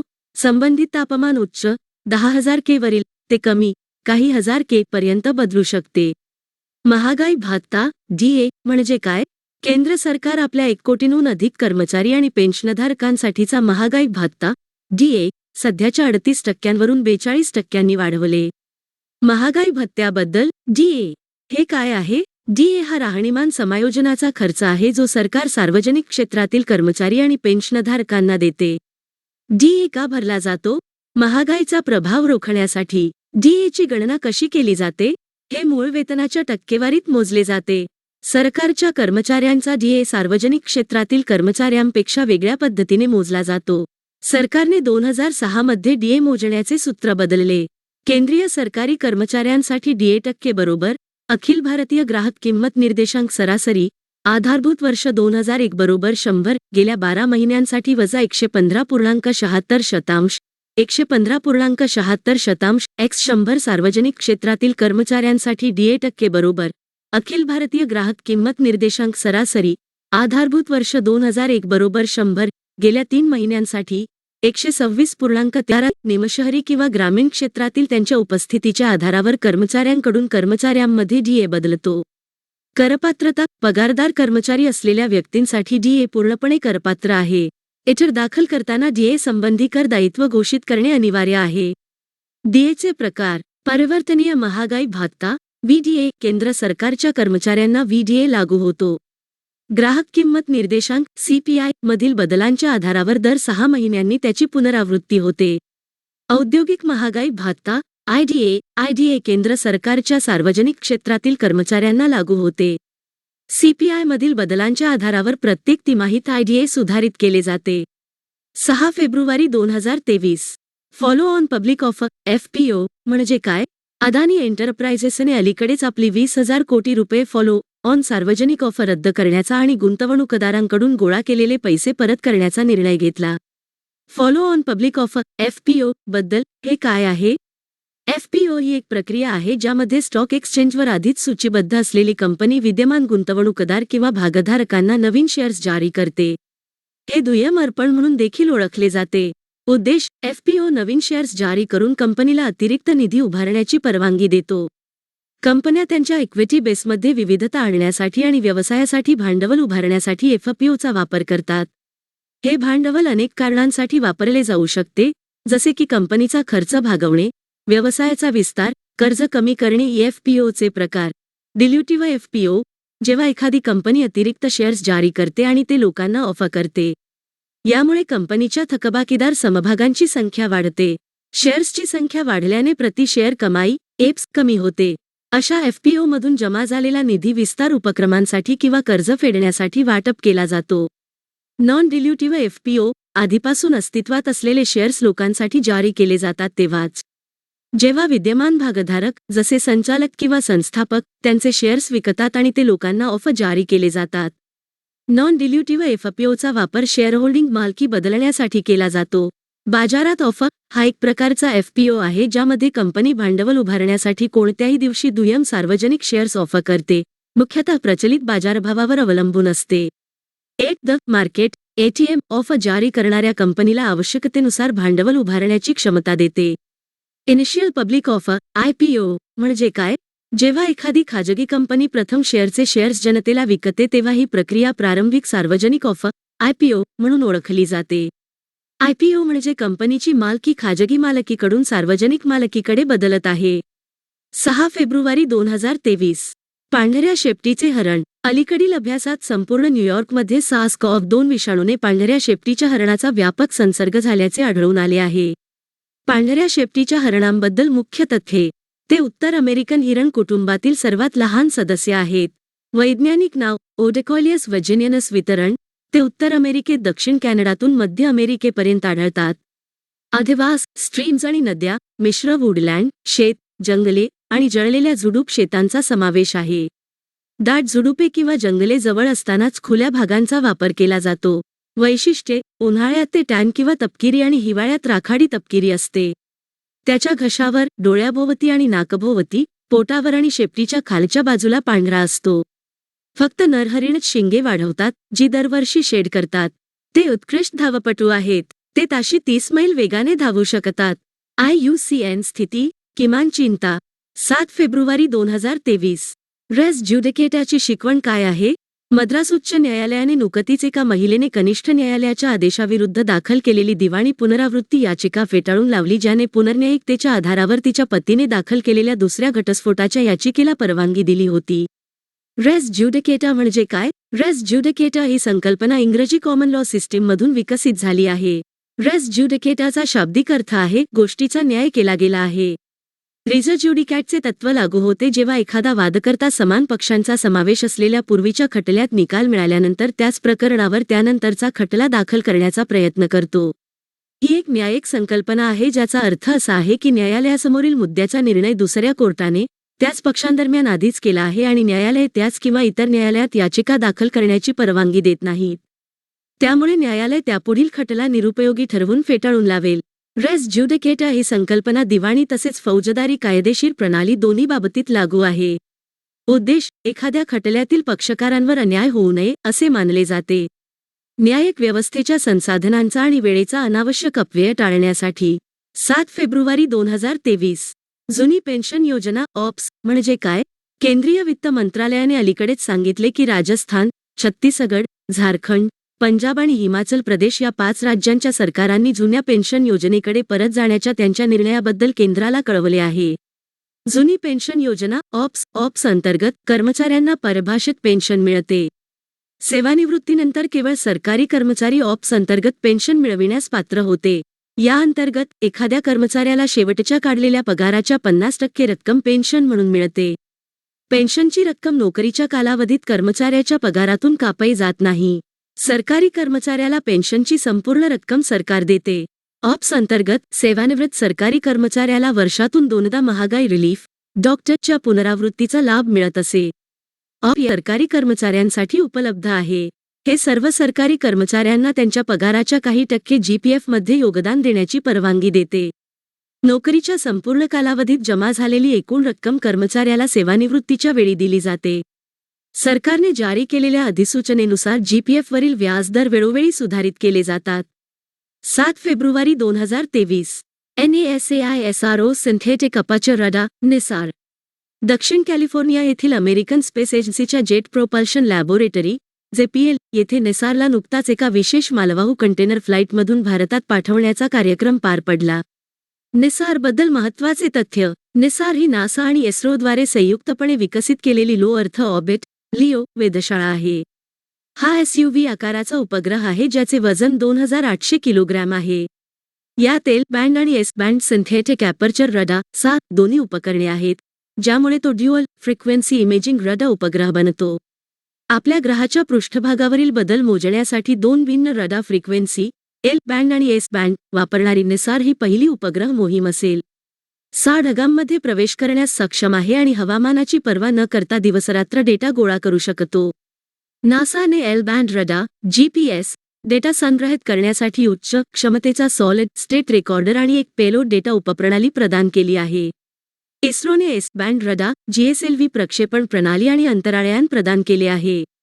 यामध्ये सोन्याचा मुलामा असलेल्या वायरच्या जाळीने बनवलेला एक मोठा 39 फूट स्थिर अँटेना रिफ्लेक्टर देखील आहे, ज्याचा उपयोग इन्स्ट्रुमेंट स्ट्रक्चरवर वरच्या दिशेने फीडद्वारे उत्सर्जित आणि प्राप्त झालेल्या रडार सिग्नलवर लक्ष केंद्रित करण्यासाठी केला जाईल. मिशनची उद्दिष्टे: हे पृथ्वीच्या बदलत्या परिसंस्था, गतिमान पृष्ठभाग आणि बर्फाचे माप मोजेल, बायोमास, नैसर्गिक धोके, समुद्र पातळी वाढ आणि भूजलबद्दल माहिती प्रदान करेल. निसार पृथ्वीच्या जमिनीचे आणि बर्फाच्छादित पृष्ठभागांचे जागतिक स्तरावर 12 दिवसांच्या नियमिततेने चढत्या आणि उतरत्या मार्गांचे निरीक्षण करेल. 7 फेब्रुवारी 2023. कृषी आणि प्रक्रिया केलेले अन्न निर्यात विकास प्राधिकरण APDA म्हणजे काय? कृषी आणि प्रक्रिया केलेले अन्न निर्यात विकास प्राधिकरण APDA 1000 शेतकरी उत्पादक संस्थांना FPOS थेट शेतमालाच्या निर्यातदारांना वळवण्याचे लक्ष्य ठेवते. कृषी आणि प्रक्रिया केलेले अन्न निर्यात विकास प्राधिकरण एपीडा बद्दल एपीडाची स्थापना भारत सरकारने 1985च्या कृषी आणि प्रक्रिया केलेले अन्न उत्पादने निर्यात विकास प्राधिकरण कायदा अंतर्गत केली होती. उद्दिष्ट अनुसूचित उत्पादनांच्या निर्यातीचा विकास आणि प्रोत्साहन देणे. एपीडा एसीटी अंतर्गत निर्दिष्ट केलेल्या उत्पादनांना अनुसूचित उत्पादने म्हणतात आणि अशा अनुसूचित उत्पादनांच्या निर्यातदारांना एपीडा अंतर्गत नोंदणी करणे आवश्यक आहे. हे अनुसूचित उत्पादनांच्या विकासासाठी आर्थिक सहाय्य, माहिती आणि मार्गदर्शक तत्त्वे प्रदान करते. मुख्यालय नवी दिल्ली. कार्ये अनुसूचित उत्पादनांसाठी मानके आणि वैशिष्ट्ये सेट करणे.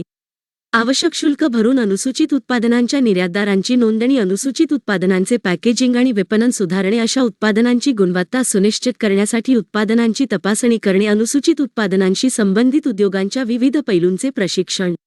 अनुसूचित उत्पादनांशी संबंधित उद्योगांचा विकास आणि सर्वेक्षण. व्यवहार्यता अभ्यास. कारखाने किंवा आस्थापनांच्या मालकांकडून आकडेवारी गोळा करणे आणि अशी आकडेवारी प्रकाशित करणे. अनुसूचित उत्पादनांची उदाहरणे: फळे, भाजीपाला, मांस, पोल्ट्री, डेअरी उत्पादने, मिठाई, बिस्किटे, बेकरी उत्पादने, मध, गूळ. शेतकरी उत्पादक संघटना एफपीओएस म्हणजे काय? Producer organisation. पीओ ही प्राथमिक उत्पादकांनी तयार केलेली कायदेशीर संस्था आहे. उदा. शेतकरी, दूध उत्पादक, मच्छीमार, विणकर, ग्रामीण कारागीर आणि कारागीर. पीओ सदस्यांमध्ये नफा फायदे वाटून घेण्याची तरतूद करतो. शेतकरी उत्पादक संघटना एफपीओ ही एक प्रकारची पीओ आहे जिथे सदस्य शेतकरी असतात. उद्दिष्ट उदयोन्मुख बाजारपेठेतील संधी आणि त्यांची स्पर्धात्मकता. यामध्ये शेतकऱ्यांचा फायदा वाढवणे. प्राथमिक ऑपरेशन्स: बियाणे, बाजार जोडणी आणि खतांचा पुरवठा, यंत्रसामग्री, प्रशिक्षण, आर्थिक, नेटवर्किंग आणि तांत्रिक सल्ला. सामाजिक, लिंग, राजकीय, वांशिक किंवा धार्मिक भेदभाव न करता सदस्यत्वाच्या जबाबदाऱ्या स्वीकारण्यास इच्छुक असलेल्या व्यक्तींसाठी एफपीओ खुले आहेत. स्मॉल फार्मर्स ॲग्रीबिझनेस कन्सोर्टियम एसएफएसी एफपीओच्या जाहिरातीसाठी समर्थन पुरवत आहे. 7 फेब्रुवारी 2023. परफॉर्म, अचिवा आणि ट्रेड पॅट योजना म्हणजे काय? ब्युरो ऑफ एनर्जी इफिशियन्सी बीईच्या संचालकांनी अलीकडेच सांगितले की भारत सरकारने अलीकडच्या काळात औद्योगिक क्षेत्रातील ऊर्जा कार्यक्षमतेला गती देण्यासाठी आपल्या प्रमुख कार्यक्रम परफॉर्म, अचिवा आणि ट्रेड पीएटी योजनेद्वारे प्रभावी प्रगती केली आहे. परफॉर्म, अचिवा आणि ट्रेड पीएटी योजनेबद्दल national mission for enhanced energy efficiency NMEE अंतर्गत पॅट योजना हा एक प्रमुख कार्यक्रम आहे. अंमलबजावणी करणारी एजन्सी ऊर्जा मंत्रालयाच्या अखत्यारीतील ब्युरो ऑफ एनर्जी इफिशियन्सी बी द्वारे याची अंमलबजावणी केली जाते. उद्दिष्ट पॅट योजनेचे उद्दिष्ट विशिष्ट ऊर्जा वापर एसईसी उदा. ऊर्जा केंद्रित क्षेत्रातील नियुक्त ग्राहकांसाठी डीसीएस उत्पादनाच्या प्रति युनिट ऊर्जेचा वापर कमी करणे. अतिरिक्त प्रमाणीकरणाद्वारे खर्च प्रभावीता वाढविण्यासाठी संबंधित बाजार यंत्रणेसह आहे. ऊर्जा बचत ज्याचा व्यापार केला जाऊ शकतो. ऊर्जा बचत प्रमाणपत्रे एसच ऊर्जा बचत प्रमाणपत्रे एसच नावाच्या व्यापार करण्यायोग्य साधनांमध्ये अतिरिक्त ऊर्जा बचत रूपांतरित केली जाते ज्याचा पॉवर एक्सचेंजमध्ये व्यापार केला जातो. Trading platform 2 power exchanges India energy exchange IEX आणि power exchange India limited PXIL एसच ट्रेडिंग प्लॅटफॉर्म प्रदान करतात. Central electricity regulatory commission CERC हा एसचच्या व्यापारासाठी बाजार नियामक आहे.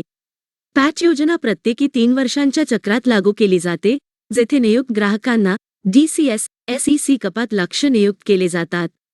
नियुक्त ग्राहक डीसीएस जे त्यांच्या लक्ष्यापेक्षा कमी पडतात ते एसचच्या खरेदीसाठी बोली लावतात. ऊर्जा कार्यक्षमता ब्युरो बीई ही केंद्रीय ऊर्जा मंत्रालयाच्या अंतर्गत येणारी वैधानिक संस्था आहे. याची तीव्रता कमी करणे. वर्धित ऊर्जा कार्यक्षमतेसाठी राष्ट्रीय मिशन एनएमईई काय आहे?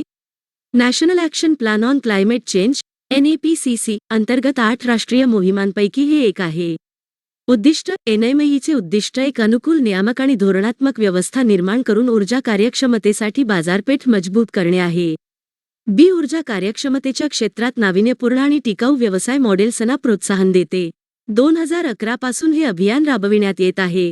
अंमलबजावणी करणाऱ्या agency bureau of energy efficiency BEE energy efficiency services limited EESL. Yuva Sangam portal Yuva Sangam नोंदणी पोर्टल नुकतेच इंदिरा गांधी राष्ट्रीय कला केंद्र नवी दिल्ली येथे सुरू करण्यात आले. युवा संगम पोर्टलबद्दल हा भारताच्या पंतप्रधानांचा पुढाकार आहे.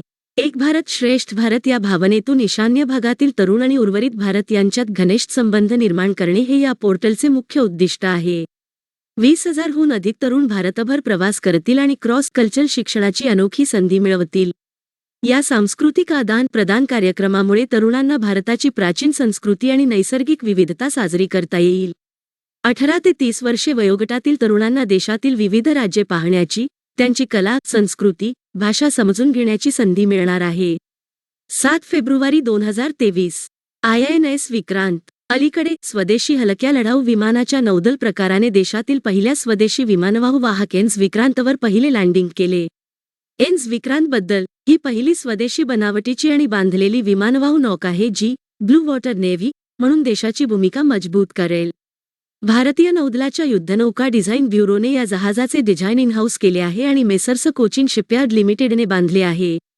अमेरिका, रशिया, फ्रान्स, ब्रिटन आणि चीन या राष्ट्रांच्या उच्चभ्रू गटात भारत देखील सामील झाला आहे, जे विमानवाहू जहाजांची रचना आणि बांधकाम करण्यास सक्षम आहेत. तसेच पूर्णपणे लोड केल्यावर 43,000 टन विस्थापनासह एन्स विक्रांत जगातील वाहक किंवा वाहक वर्गांमध्ये 7व्या क्रमांकावर आहे. एन्स विक्रांतबद्दल ऐतिहासिक तथ्य.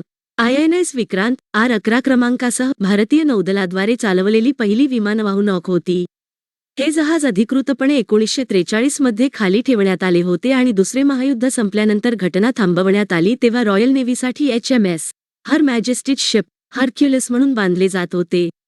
त्यावेळच्या इतर अनेक जहाजांप्रमाणेच बांधकामाधीन HMS हर्क्युलस हे युनायटेड किंग्डमने विक्रीसाठी ठेवले होते आणि ते भारताने 1957 मध्ये विकत घेतले होते.